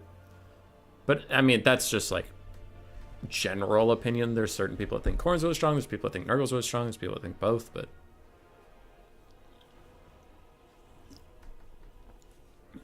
No wonder you can't enjoy Cold One. Yeah, I have, genetic liver issues, so I need to be nice to my little liver. Because later in life, he's going to be sad. What up, it's Izzy. You're totally new to Warhammer, it's quite overwhelming. Do you have a guide site for army building or something where someone can start in a faction? Is easy to get in multiplayer. Christian... Oh, God. Nightsky? Natesky? I don't know. I don't know how to do your name. Come with me, my friend. Playlists. I do have a new player playlist with 35 videos in it. Some of the older ones from Warhammer 2 are pretty shit. It was years ago on my channel. Some of the stuff still applies, but these are newer. So it's a quick overview of how to play each faction, how to play defensive factions, how to play rush, what do the spells do, how to play kite factions. So if you have any questions on a faction, there is a 10-minute or less video on the rough strengths and weaknesses of the faction. I tried to make them patch proof, right? So like the Skaven one, for example, doesn't say just take globes because globes are strong on patch like 10.4. You know, it's like Skaven are in general weak front line, but it's very cheap. They rely heavily on their ranged assets and their monsters to do things. They generally have easily snipeable lords, but they're powerful if you can keep them alive. Like, it's things that will, in theory, always be true about the faction because it's the faction's identity, right? So there's quick guides on all the factions. There's how to play kite, rush, and defensive, some general tips for that. I think up here, so you want to play online, a noob's helping hand. I do have, it's Warhammer 2, but it's the same concept. I do have some thoughts on how to get into multiplayer without just straight up joining tournaments and playing. But there's certain ways you can play the campaign to be prepared for online. There's campaign settings I talk about where it makes... The big one is like playing on normal battle difficulty, so you get a feel for how the units actually perform. Because if you play on the higher difficulties in battle, Marauder Horsemen gets so many fucking buffs for the AI that they're going to beat Empire Knights in melee combat. And then you're going to go online and you're going to have that drilled into your brain that Marauder Horsemen beat Empire Knights. You're going to charge some Empire Knights and get your ass kicked and wonder what happened. So I like to play on normal difficulty, so at least I feel units correctly. I get the reps in correctly, that kind of stuff. Another thing is if you put the campaign difficulty on Legendary, you can't pause the battles, which forces you to play them and practice your micro. You know, practice getting units, practice getting flanks without being able to pause, practice aiming spells without being able to pause. Because I'm the type of person that if there's a cheat, not online, but like, I found out how to enter the world builder in Civilizations 4, and I ruined that game for myself, and I had to start turning it off to play a game. Because whenever something dumb and bullshit happened to me, I would pause and enter the world builder, and like, if I had, let's say, if you know Civilizations, you know what I'm talking about. If you don't, you don't. But like, I have a 70% chance to win. I throw 10 units at 10 guys, each has a 70% chance to win. I lose all 10. I would go into a rage, enter the world builder, and delete like 8 units from the enemy army. And I'm like, because that's how many I should have won. And then I'll give myself like 7 of my units back. And I'll be like, take that, you piece of shit. So it's so hard for me not to just abuse the like pause mechanic and stuff that if you have the legendary on, it forces you to play right, even when you don't feel like it.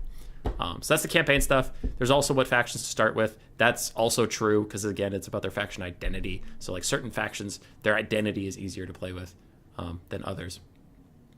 And then I have some resources that are probably out of date, but that video's good. I think Reven was also asking about that. So that video exists. It's in my the for new players thing. Now some of them are outdated, right? Like Dragon or Terrorgeist. That's outdated. Doom Hills is outdated. So the unit specific ones are probably outdated because patches have come out, but anyway. There's that.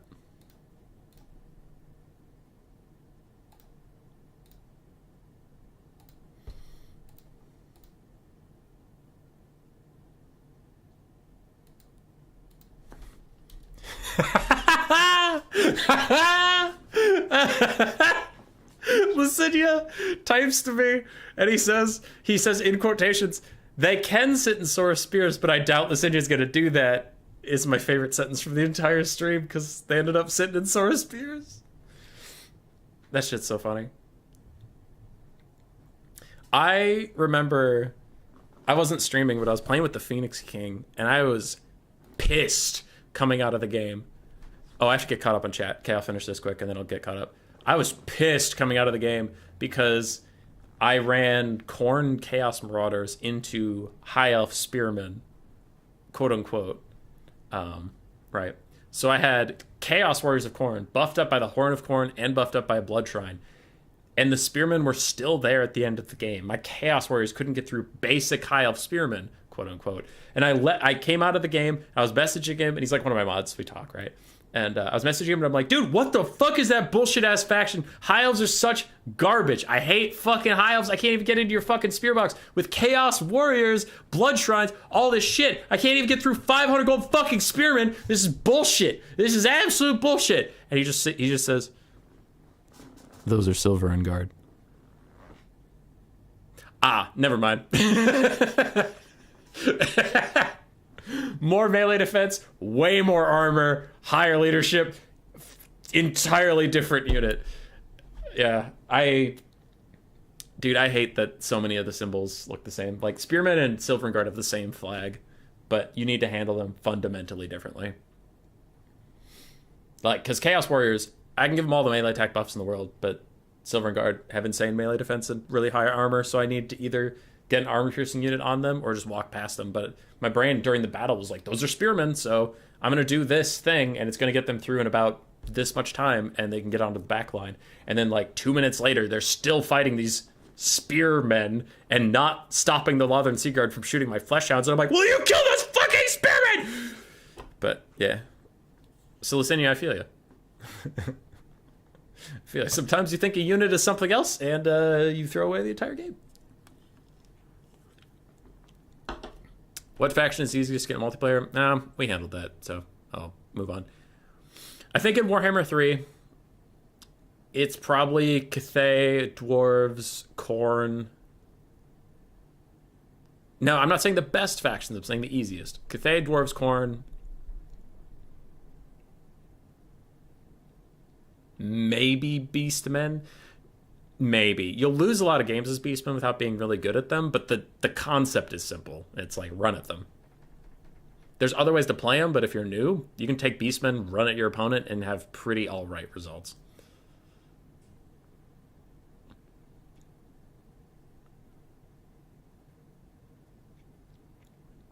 Undead are nice to not watch leadership. That's true. Tomb Kings is pretty fun for new players. Counts can be. They won't be fun for your opponent, but they'll be fun for you. Coast is also pretty fun. So yeah. Undead's a good shout out. It's a good shout out. Which Discord server is it? How a multiplayer campaign can be a good way into PvP? Oh yeah, that would be pretty good, Grievin.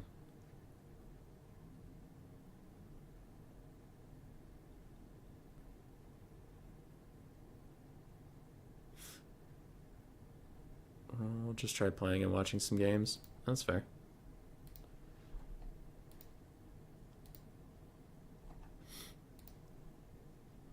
Sorry, getting caught up on chat now. Looks like we have High Elves versus Kislev. I do like this one. It's a good matchup.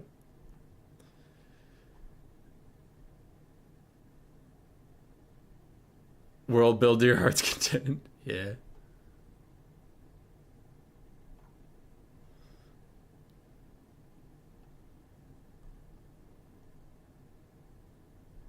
Demons Cast getting spanked by Skinks and Stones. Name more iconic combo. Yeah. Alright, both players are ready. We're getting in. I'm just getting caught up in chat. Legendary does disable your minimap. True, but I never use the minimap, so I'm biased.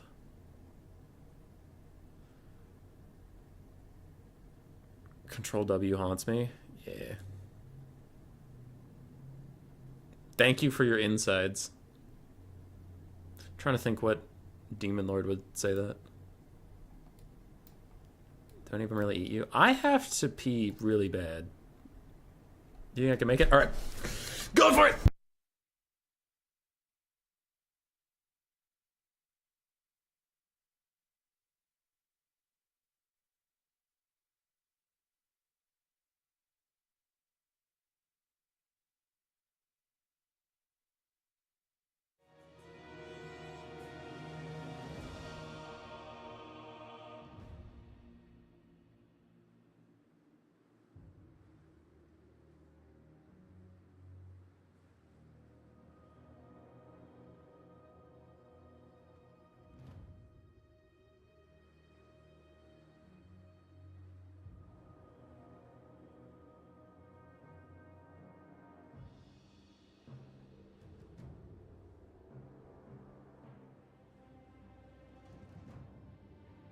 All right, we're back.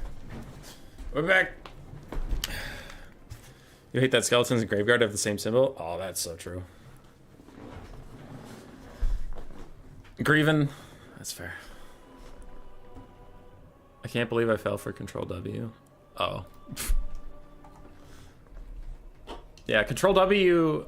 Honestly, it is Control W in Civ 4 opens up the world building thing where you can delete units and add units and stuff, but yeah, I don't know what it does on the browser, and now I'm scared to try it. What mic is that? Is a pretty good pickup range? Oh... Damn it.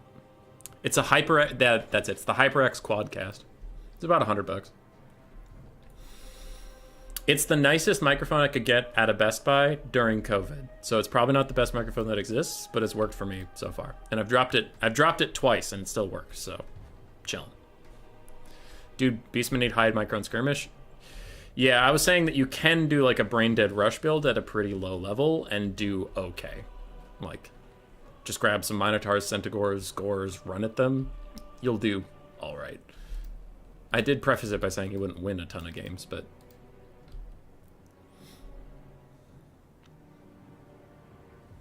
Chaos Warriors at each respective factions, and there are demons and there are exalted versions.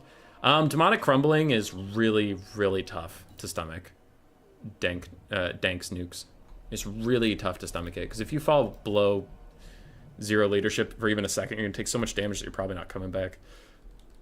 It's really brutal. Chaos Warriors are just more functional, because all you want from a front line is mostly to still be there and to grind out, and when your front line comes with, by the way, if you ever get low enough, you just fucking disappear. It's like, that is the exact opposite of what I want my front line to do, so this unit sucks. Now, demonic units can be good when you want them to deal damage, right? But most people take Chaos Warriors for their standard, like, standing potential, grinding potential? I don't know. They want them to be there for a long time. So they're not a high DPS unit. But we saw Bloodletters earlier in the stream. Bloodletters murdered some shit. So, yeah, if you want damage, the demonic units are better, but most people take Chaos Warriors for persistent pressure. What up, World Beater? How you doing? All right, High Elves into Kislev. We have a front line of Spearmen for the High Elves, secondary line of Lothern Seaguard with shields to back them up. A lot of shooting there. White Lions of Krace, Dragon Princes, the Fireborn ROR Dragon Princes, some Valyrian Reavers, 2 of them, and we do have a Lifecaster on horseback with regrowth and flesh to stone, the 60% physical resist. On the side of Kislev and Lucinia, if you want this to go to game 3, you want Kislev to win. We have the Oath Brothers of Tor, Warbear Riders, with the Healing Patriarch and the Tsarina, Heart of Winter on her is the only spell. Armored Kossar front line, some Kossars with spears in the secondary. We do have 1 Streltsy, a little Grom, and a single Zargard with great weapons who is currently getting shot by a whole bunch of arrows. I am concerned. I feel like most times Kislev goes for the bear blob nowadays, it does not work out because it feels so expensive. Like, look at how much money is in the Patriarch, Tsarina, and these Oath Brothers. That's like 5,000, 6,000 gold. That's almost a third to half of your army is in this blob that can just be avoided. Meanwhile, the High Elves, all their units, you know, just spreading out, really putting down the DPS, and you can just avoid the bears. I don't know. And when the High Elves have such cheap and available spearmen, it seems really difficult to get value out of them. Meanwhile, in the back, Valyrian Reavers from Nurgle's PA do dive into the Streltsy. The Streltsy are going to hold decently with 70 armor and 38 melee defense. No, 28 melee defense. They'll do okay. Valyrian Reavers taking a bunch of damage on the back from these Kossar arrows, pushing them back. But that was a lot of damage on the Streltsy and it stopped them from shooting for a long time. Big Overcasted Heart of Winter hitting both Dragon Prince units and the Spearmen. Huge damage from the Oath Brothers of Tor as well. Big stuff there for them. The Oath Brothers of Tor not dealing fire damage. Okay, for a second there I thought they were maybe dealing fire damage, but that was a really nice play from Kislev, just deleting those High Elf Cav, and Kislev does take the lead on the balance of power and on the damage value. Good stuff so far from them. Little Grom making even the retreat of the Fireborn very painful. Frontline of Kislev is holding for now. It's doing all right. Spearmen are not going to get through armored Kossars in any cost-effective way, and the Zargard with great weapons are fighting back, though they will get shot quite a lot. Looks like the archers now have turned their focus onto the Oath Brothers of Tor, though. Lifecaster rallying. I think she threw a regrowth onto these Dragon Princes or something. Morlod and the Seaguard are firing over here. And the Dragon Princes plus the Valyrian Reavers are just free to do whatever they want on the back line, including kill Little Grom and these Streltsy. I'm kind of concerned. I'm wondering why the Oath Brothers didn't come back here with them. It feels a little strange to leave your backline like that. I don't know what they're doing over here. They need to... I don't want to be a dick, but they need to shit it off the pot. They gotta go. Go, go, go, go, go. Find somewhere to be. Okay, looks like they're going to the front line. That's fine.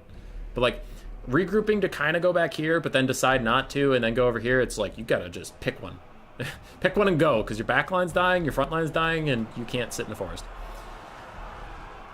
So they do rear charge these spearmen. They might be able to push them off, though. I don't think that the Oath Brothers don't cause terror. It's not like these guys are going to tear out. They'll be fine. And charging the Lothern Seaguard. I don't love this. I think in retrospect, you should have just run back here to secure Little Grom and keep fighting the Fireborn, because that's where you want to be. You don't want to be running the Oath Brothers into Lothern Seaguard.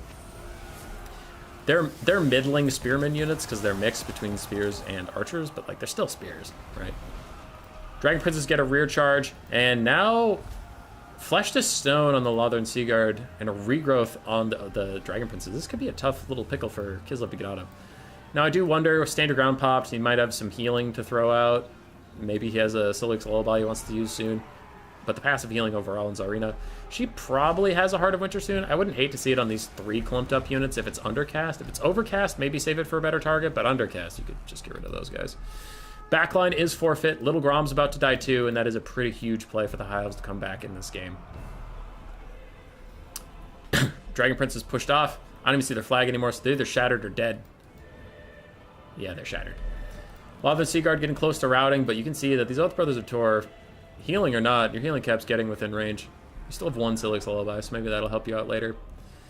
Balance power goes further in the favor of Kislev, though it is counting this Little Grom, you know, even though we all know that Little Grom is mega fucked. One thing I do have to note is Kislev has a good amount of infantry left, and Armored Kossars are beating the Spearmen in melee combat. It's slow, but they're getting there. Ooh, nice 2-for-1 little ice shard thing. It's a Katarin's item. 0 uses left, but that was that. Rear charge onto these White Lions, and the Spearmen may be going to rout them. Healer throwing a regrowth down onto the Fireboard. Their healing cap is also within sight. Little Grom's still chilling. He's alive. I am kind of shocked and a little sad that Kislev has not dedicated any resources to bailing out Little Grom. He's been there for 50 years. He has like a ton of ammunition left for this point in the game. 8 shots from Little Grom is huge. These bears like need to go back there and save him. I'm getting upset. Now I understand it's a difficult situation because you don't want to leave the archers alone and just get shot in the back by them, but I think it is still the right call to go back there because you're getting shot anyway. Overcasted Heart of Winter is going to kill this healthy Lothern Seaguard. That's pretty nice. It also forced the Fireborn off. Fireborn are coming here, but with the Sullix Lullaby popped, that is enough healing for the Oath Brothers of Tor. They might be able to hold on, and their little Soulfire Bombardment type ability is going to come down. It'll nerf the Fireborn. An often forgotten feature of it is it does have that stat debuff, Blinded. So their melee stats are now pretty meh compared to the Fireborn. Little Grom's still firing. He's like, listen, you may have abandoned me, but I have not abandoned you. And Little Grom's still taking it to him, dude. And the Fireborn charge back into a Heart of Winter and fighting the Oath Brothers of Tor because they need to save their Archmage who throws 60% physical resistance on herself with the Flesh to Stone. Oath Brothers still fighting. Oath Brothers getting close to heal capped, but Kislev is still pushing them back. Kislev is still pushing them out. Armored Kossars, there is 3 of them left on the field. All 3 of them are actually pretty healthy considering the state of the game. This little guy is a regular Kossar, so no one cares if he's about to die. Linen Reavers are like, please stop shooting. And Little Grom's like, never! I don't give in! I don't surrender! And the Oath Brothers of Tor are like, all right, later, dude. He's like, please! Somebody! Come back here! Somebody save me! I've done so much for you! And they're just leaving him! He's like, you fucks! His bears are starting to fight. They're doing their best in melee to save themselves because no one will come and help them. Even when it's at no cost to themselves, the Oath Brothers of Tor are like, fuck it! We just don't feel like going back there! No, not Little Grom! Little Grom's still taking one for the team. An absolute Chad, the biggest hero we could have ever hoped for. He has attack orders on Lothern Seaguard. He's trying to line up a shot while surrounded, while getting close to break and getting stabbed on all sides. Little Grom's like, no, I won't abandon Kislev. And Zarina's like, you what? You're still on the field? I don't care about you. Pay your taxes. You've been betrayed, my friend. You've been betrayed by your own people. Please, rout. For the love of God, save yourself. He gets a side shot. Oh, it's beautiful. You beautiful self-sacrificing bastard. They don't deserve you. They don't deserve you! No! He's gonna die! I'm so upset. I'm so upset. He fires again. He's fucking doing it. The madman. Holy shit. Oh, his Byron Blood's still going. It wears off. And he breaks. And he breaks? There we go. He took forever to break. Oh, another Heart of Winter. That's going to be the end of the game. A regrowth on that Lothern Seaguard, trying to keep them alive. But I still think army losses is going to hit during that Heart of Winter, man. Little Grom straight up dies. Both Brothers of Tor charging in. There's still a Patriarch. There's still Tsarina. They're very healthy. Now, that is probably her last Heart of Winter she has this game, but it was enough. And the High Elves go down.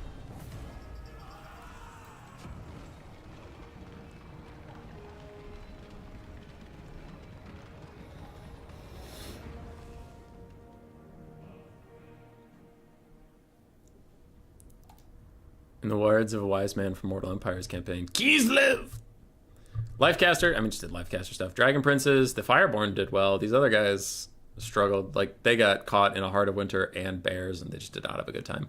White Lions did fine. Lothern Seaguard did fantastically well. Illyrian Reavers, mixed and great. That's the one that killed Little Grom.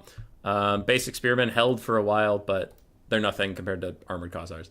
Tsarina, 3,300 value. Heart of Winter was really fucking strong on Warhammer 3 release. Nothing happened to it, and everyone decided, fuck this spell. It's still really good. It's still really good, you guys. Patriarch did okay. Oath Brothers of Tor did fantastically. Little Grom did amazing, considering he was abandoned. Armored Khazars did fine. Zargard got murdered by a bunch of archers.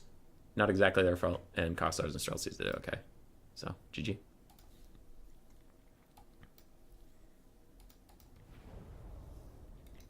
We're going to game 3. We're going to game 3.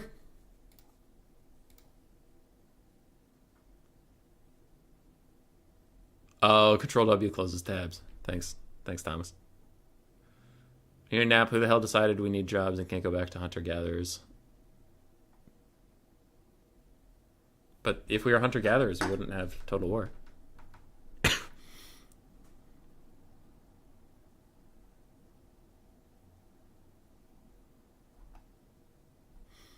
Thanks for the answer. I hope it was helpful.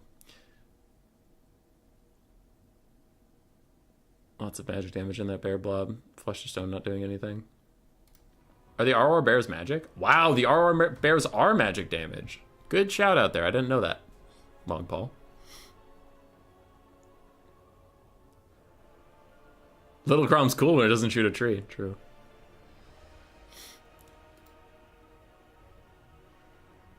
There is no Little Grom, only Big Grom. Little Grom's singing the small bill opening and becoming Superman at the same time. Yeah, it's Knighthood. I would love that, but TV is not kind to the ugly, to the hideous. I'm not gorgeous enough. My boobs are not big enough to get onto that television. Is crumbling also the reason we don't see higher tier demons such as Soul Grinders? Yeah, you usually just see the Soul Grinders of Tzeentch and Nurgle because they have ranged components, not melee components. Because they can stay out of that melee combat. Now, Soul Grinders aren't terrible. I think it was 80 Ruda that used them at the start of the stream. 2 Soul Grinders of Slaanesh versus Vampire Coast, but, like, I think in general the reason you don't see them is they are a melee unit with no healing support. Khorne and Slaanesh's versions. No healing support at all. And then they have crumbling, so it's like, oh, okay. So this sucks. Because single entities usually benefit from high leadership, so even if you route them off, they'll come back with low HP. They'll come back for like one last brutal charge, and they can maybe tear right off some stuff. You know, that has value in it. But with the way demonic instability works, it's like when your Soul Grinder gets below like 1/4 to 1/5 HP, somewhere in there, it's going to just start crumbling and die. So you have to think of what you're paying for as like 80% of that thing's health bar, because the last 20% is probably not going to get you anything, since it'll start crumbling. And when you factor that in, then the unit isn't worth as much as it looks like it is. Would be my take on it. Now, my opinion is that demonic instability needs, I don't know how you want to phrase it, a buff or a nerf, but like it needs to do less damage less quickly, would be my opinion. and I think Undead Crumbling needs to do more damage more quickly than their current states. I still think Demonic Instability should do more damage to the unit than Crumbling does, but I think currently it does a little too much, and I think Crumbling currently does too little. So I would like them both to come towards the middle, but I do like the thought that Demonic Instability and Crumbling are different. I think they're too polarized right now. And you can see it because the top, I mean, land battles. I don't know domination, but land battles the top of the tier list. Vampire Coast, Vampire Counts are up there. Tomb Kings got nerfed quite a lot, and they're still pretty common, but they're decidedly mid-tier, maybe even low-tier. Demonic factions. Demons of Chaos are towards the bottom. They're not unusable, but they are towards the bottom. Khorne's towards the bottom. Nurgle, depending on who you talk to, but a lot of people would say towards the bottom, maybe mid. Tzeentch is higher tier, but usually through scummy play, not like using their demonic units. And Slaanesh is higher tier, but you use almost no demonic units. Use Sigvald, usually. A Shadows Caster, usually. Marauders, Chaos Warriors, Hellstriders. Those are all mortal units. They don't have Crumbling. So, I don't know if Slaanesh really counts. But yeah, anybody with the Demonic Instability Crumbling right now is pretty low on the tier list. So yeah.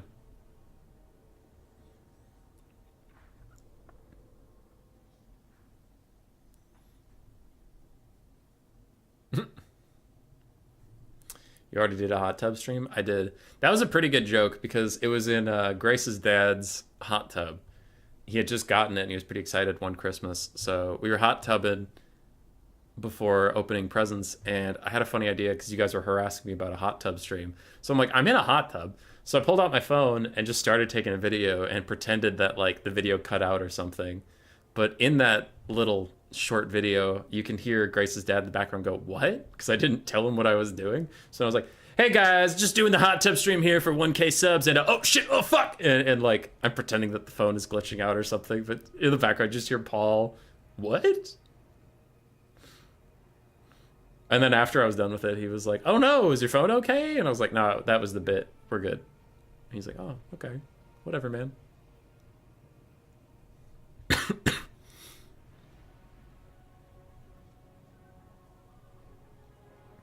You picked High Elves and Nurgle. Oh, Rusty might finally get his Nurgle.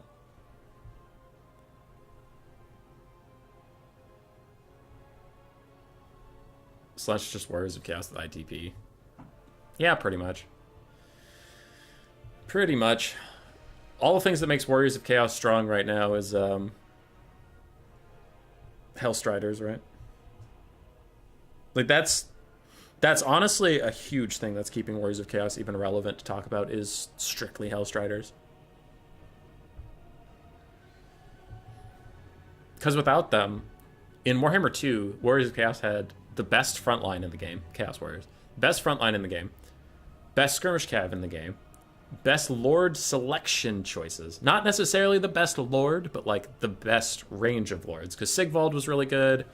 Archaon was really good at different points. Sarthoria was really good at different points, and now in this game, it's like Sigvald's still really good, so their Lord selection is always really good. Their Lords of Magic are really strong. Their only weakness was their lack of light and heavy cav. They had Chaos Knights, but Chaos Knights are trash, and they still kind of are. But with Hellstriders of Slaanesh, all of a sudden, you filled the only gap in their roster. Now, why they aren't OP and dominating everything is now they don't have the best frontline in the game anymore. A lot of other front lines got a bunch of buffs, and the demonic factions brought in a bunch of armor-piercing anti-infantry front lines that didn't used to exist for cheap. Like, you could take Swordmasters if you're High Elves, but that's pretty expensive, right? But Bloodletters are cheap as hell compared to Swordmasters, and they wreck Chaos Warriors. You know? So, it's interesting. Warriors of Chaos isn't the top of the meta, though. They are not. Healing's super strong, and it's still something that they don't have a lot of. So the change to ultra unit size and percent healing really shoved them down on the tier list of things. Because another thing you have to remember is Manticores used to be super strong. And why is that? It's about percentages. If you dive an 800 gold Manticore onto a Lord in Warhammer 2, it does maybe... I'm approximating to prove a point, so don't get caught up on the numbers. Listen to the concept. It does maybe 1/6 of your Lord's HP every hit. So in 6 swings, your Lord dies. It's pretty hard to react to that. And even if you kill it before it kills your Lord, it did maybe 66% of his health. So for 800 gold, you got 1,500 gold back. Okay, cool. In game 3, its weapon strength didn't get any higher, but everybody's health pools did. So now it takes a Manticore 10, 11, 12 hits to kill your Lord. So it took de facto like a 20 to 40% damage nerf for the same price. And now healing is super strong. So against any faction with healing, your Manticore needs like 3 attacks to overcome a regrowth.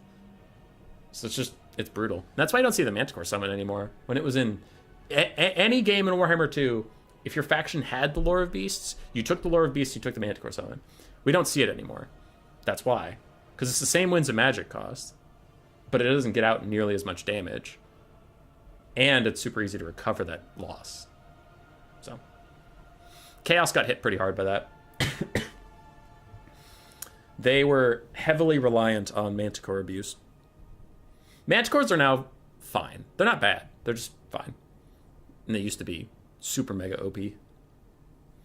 Like, Hadri's beat me in Turin's Faction War using a Manticore. Like, they can be good. It's just not, if you have them, take them. Looks like we have Warriors of Chaos versus High Elves. I miss Sartorial floating around resisting all the range damage ever, causing havoc. Big D, I do not miss that. I was a Sartorial hater. I hated that bitch. He does need some buffs now. I'll give him that. He needs some buffs, but I hope he never gets back to Warhammer 2 status.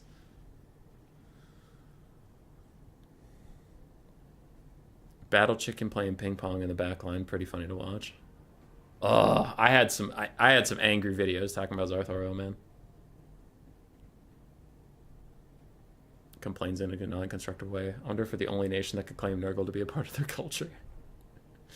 Nighthead, that's pretty funny.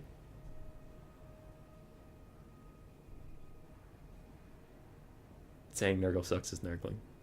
The way splash attacks and charge bonus works with extra HP and models makes it harder for Mantis to Terror Shock. Yeah, for sure. I don't think that was a bad change.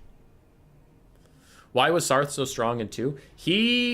I forget the exact stats, but he legitimately had he had something around 60% missile resist, maybe 20% physical resist or something, but he had 80% resistance to missiles. And then he had the bird model, which that problem persisted in game 3. So he's very hard to hit in melee because his model is janky, so a lot of attack animations don't work on him. So he has a bug in melee. He was meant to be super tanky to range, which just makes him overall tanky. Then he had the Lore of Metal, which was one of the better ones in game 2. So he had Final Transmutation, and then he had a bunch of arcane stuff, so he got Final Transmutation faster and better than most metal mages, and he was super tanky, and he was really good in melee, and he caused terror, and he had armor piercing, and he was cheap. That's another thing, is he was cheap for what he was. I think he was cheaper in game 2 than Kairos is now, I think. I would have to go back and check, but I wasn't he somewhere around 1,800 gold? I think, with the proper kit on him, right? Obviously don't take everything. But yeah, and he was, that was another thing, is he was unbreakable. Now he's demonic, so if he gets low at all, he starts crumbling. That wasn't the case. That bitch used to fight literally to the end. He was actually the stat unbreakable. I'm not just making a meme about his leadership's so high, he's nearly unbreakable. He was literally unbreakable. So you had to kill him. You had to get him down to literally no health, which is impossible to fucking do with this bullshit ass bird model. He was just wandering around. You full surround him with, you could take 8 dragons, position them all at 8 points of the star: north, east, south, west, southwest, southeast, northeast, northwest, and he'd be like, nope, fuck you idiots, and he'd walk out of there like he owns the damn place. Fuck that character.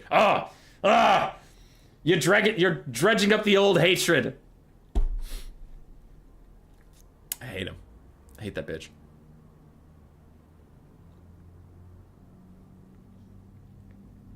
Oh, you have magic resist? Yeah. What's your opinion on Scarbrand? Scarbrand is super cool. Super, super cool. He's my favorite aesthetic Khorne Lord. His problem is his HP pool is too low for how low his armor is. He's very weak to basic missiles, but he's also kind of weak to spears. So Scarbrand doesn't need all of these changes. He needs one of these changes. He needs either better splash attacks, so he can walk into infantry and just murder the shit out of them and get kills. Because it is really hard for Scarbrand to get kills, and he has like 2 different abilities that scale off of kills. So that sucks. So he needs either better splash, better armor / a higher HP pool so he doesn't just get ganked by missiles, or he needs to have better attack animations onto foot characters. Because his current problem is if he walks up to a foot character, he's gonna like most of the time just walk around it, like T-pose on it instead of swinging. And it's like, he needs an identity. Right now, he's a fine duelist. He's not an incredible duelist. He's fine. He's okay at clearing infantry, but he's not good at it. And he's squishy. So it's like, fix one of those things. But don't fix too many, or you're going to have an issue. Because he's like, he is close to being good. He's close. So I would want them to be very careful with what they do to him. Because he needs buffs, but I don't want this to turn into like a Malekith situation where it's like, oh, it's a Khorne game. You guys think fucking Scarbrand's coming? Because he can, you know, they do all the changes I suggested, and it's like, he's tanky, unstoppable. If he runs into spears, he just slaughters all of them. And if you try to fight him with a single entry, he's just gonna kill that too. Oh my god, he's so fucking busted. But yeah, he just needs a little bit of a fix. Because his AoE rampage is nice, but he's usually not around to profit from it, which sucks. Base cost Sarth was 1650, 50% missile resist, 25% magic resist. Ugh.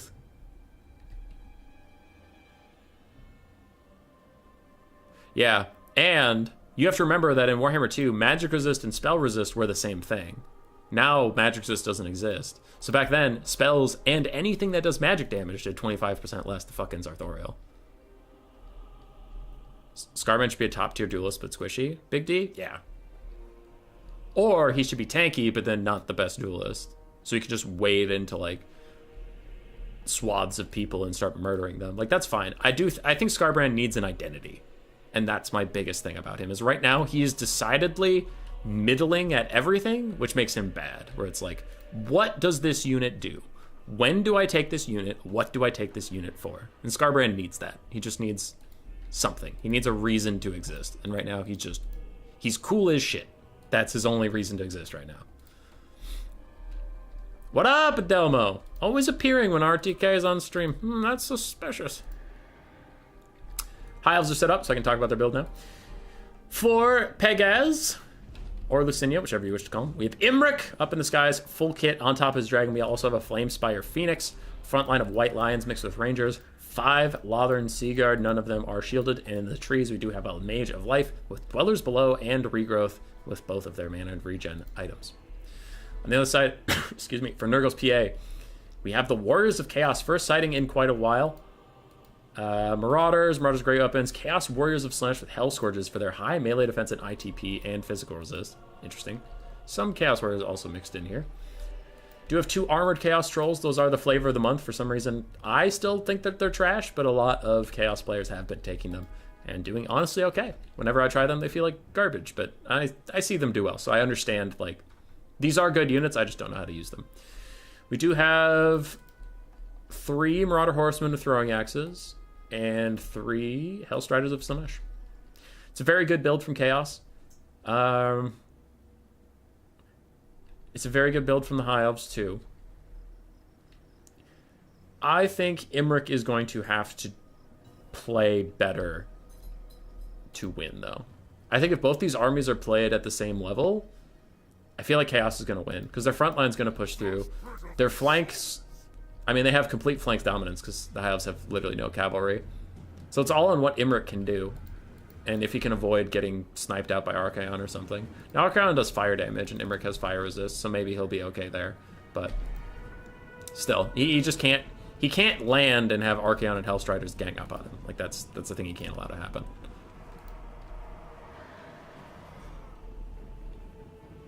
Choosing a Lord because they're the coolest ever exist. Greasus is right there. Yeah.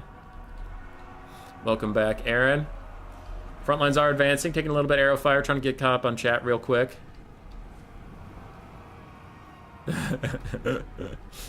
Adomo, that's pretty funny. Okay. We are off Spirit Leech on to Imric at first. Heil frontline collides, and with all this archer support, these Marauders, and even the Chaos Warriors and Hell Scourges are getting butchered. The 38 melee defense and their physical resist is not keeping them in this enough. With only 15 armor and a bronze shield, the Lava and Sea Guard Focus Fire just takes them down. And the Phoenix is getting some nice little fireballs down onto the Chaos Warriors. Oh wait, are those Marauders? Yeah, okay, those are Marauders of Slaanesh. Okay, the Chaos Warriors of Slaanesh are chilling. They're fine. It's a good start here from the High Elves. It is what you want to see. Now, all that being said, Nurgle's PA is actually up on damage value very slightly. And he has infiltrated the back line. Now we have Marauders and Marauders with great weapons trading onto Lava and Sea Guard. So it is scary for the High Elves. They're doing well at the start of the game, but they have to keep it up. They can't let it rest.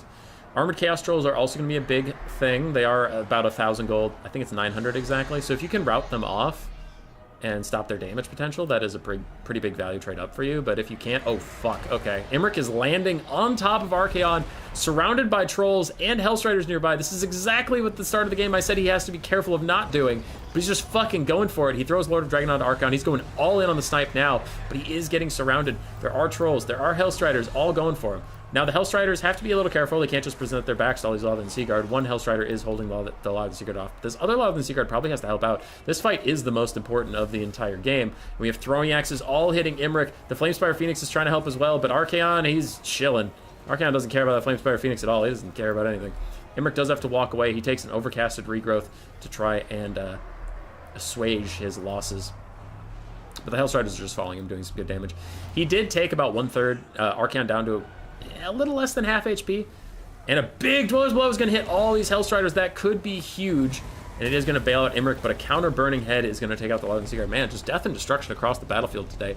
Imric's back up to about half health, and he will get another regrowth later on. So what I was trying to say is if he can get back into the sky and get out of this mess, Archaon's damage is going to stick with him, while Imric's can get healed up. All three Hellstriders are pushed away, and that is a huge trade up for the High Elves. Really just demolishes their ability to punish Imric whenever he lands. Now the Chaos Trolls are surrounding Imric. They're also in spears, but they're mostly trying to hold him back as Archaon goes for the snipe onto the Lifecaster. We mentioned this earlier in the stream, what Loopy was talking to me about, but like Imric isn't nearly as powerful if he doesn't have a Lifecaster, so Archaon realizes that. He knows he has to take it out. But things are looking a little rough for Chaos. We do have throwing axes in, and they are still harassing down Imric. Lava and Sea Guard are now trying to push them back, but the High Elf front line... Oh, wow, some Rangers got baited way out of position. But anyway, the High Elf front line is ceasing to exist. Their back line is getting compromised, getting worked down. And Imric's taking a lot from these throwing axes. Chaos is trying to grind their way back into this game after what was a rough start for them. Another Spirit Leech on Imric. Imric's getting danger low. And Archaon does join his Marauder Great Weapons. He tries to keep them in the fight, but he does fail to do so. The Skirmish Cav do have to move away as a Flamespire Phoenix comes for them. They throw throwing axes in its face, doing actually pretty decent damage, and Lava and Sea Guard are keeping them honest, but man, Imric is so low. He even throws down a Desperate Breath attack, but it's really not going to do that much damage to these guys, and the throwing axes are still after him, but they have to be careful not to get routed off the edge of the map here, and it looks like that might be just what's happening to them. Chaos still behind on the balance of power, but man, they have done their best to scrap back, and Nurgle's PA is actually up on damage value, but he's way down on the balance of power as another regrowth is going to hit Imric. That is the strength of healing. We did literally just talk about it, about Manticores and all that stuff, and how buffed healing is. You could be 2,000 gold ahead on damage value, and you can be losing this game just due to the difference in healing. Marauder Horsemen are rallying at the last possible second. This one will not, unfortunately, for Chaos, but the other one will. They need to get out of this corner. They need to push off and maybe do something about Imric, but I just don't know what's going to happen overall. Chaos Trolls and Archaon trying to cycle route these Lava and Sea Guard, but that's not really going their way. And we're taking a lot of damage from these throwing axes. Yeah. A lot of damage on Imric from the throwing axes. They are going to tear out again, unless they're still on quote-unquote cooldown.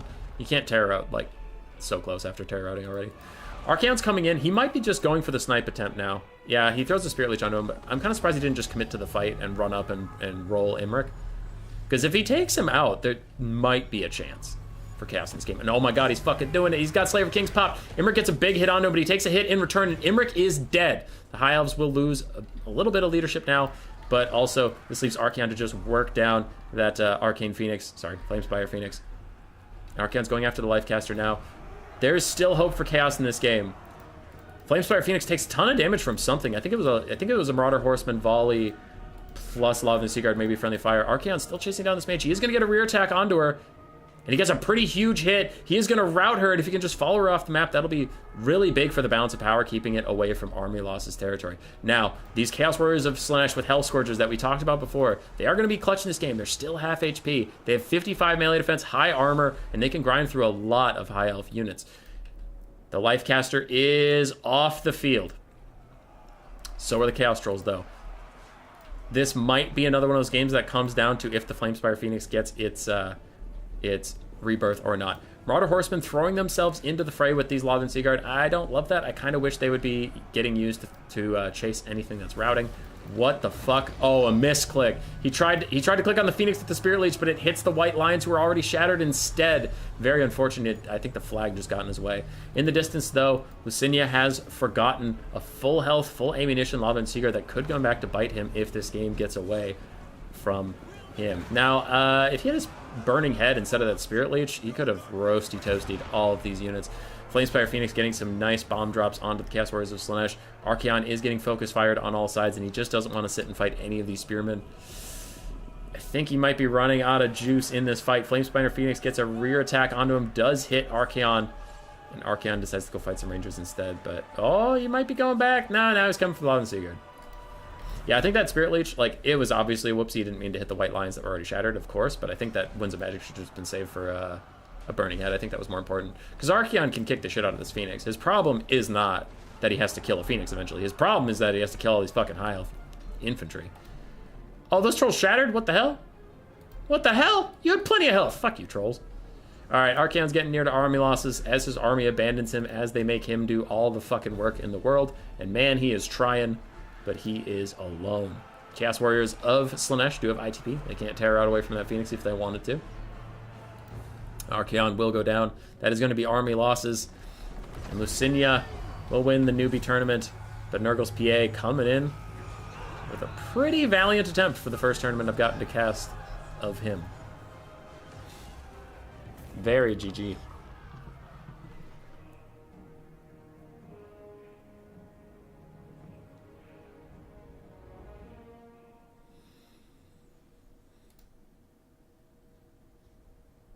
In a minute's way, what'd you miss? The whole tournament. Bruh. That Burning Head putting the fire in friendly fire.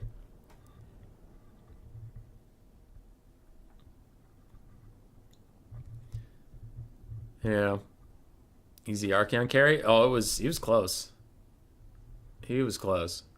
3,200 on Archaon. Chaos Trolls about 800 apiece if you average them. Chaos Warriors, 178 on them, 600 on the whips. Hellstriders, getting caught 3 for 1 in that Dwellers Below was brutal. Throwing Axes did superbly. They did fantastic stuff. And the Marauders did Marauder stuff. They mixed value, but they're your front line. You just want them to be around. Imric did okay.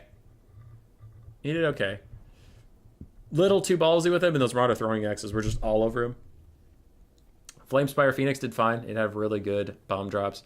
Lifecaster did great. White Lions and Rangers did just fine. Lothan Seaguard, really good value yet again from them. Good stuff. Very close game. Yeah. Archaon take charge reflection damage charging that unit's backside? No, it's only if they're facing him. So very GG's. Oh, Lucinia hopping in the chat. Nice job, buddy. Nice job. It was a hard-fought series. It was a hard-fought series. I like how you sent one Lothan Seaguard into Narnia and just decided that was fine. You goon. You Goomba. Okay. I think that's it for me. Do I have anything to announce? Vermin League Finals is Saturday for Season 3. It's been a pretty chill season because a lot of people have been taking a break from the game till Chaos Dwarves. I'm hoping Season 4 is a little more action-packed. But those tournaments are Saturday. I might stream Cool Umbrellas Friday Night Fights tomorrow, depending on what I'm doing. I had today off of work, but tomorrow I'll be back at work, and I might be busy. And then my voice might not feel up to it because I was definitely losing my voice at the end of this stream today.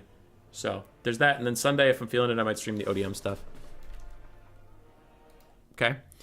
Let's go find Goji. Goji was streaming. Okay. If you want more Total War content, go raid Gojira.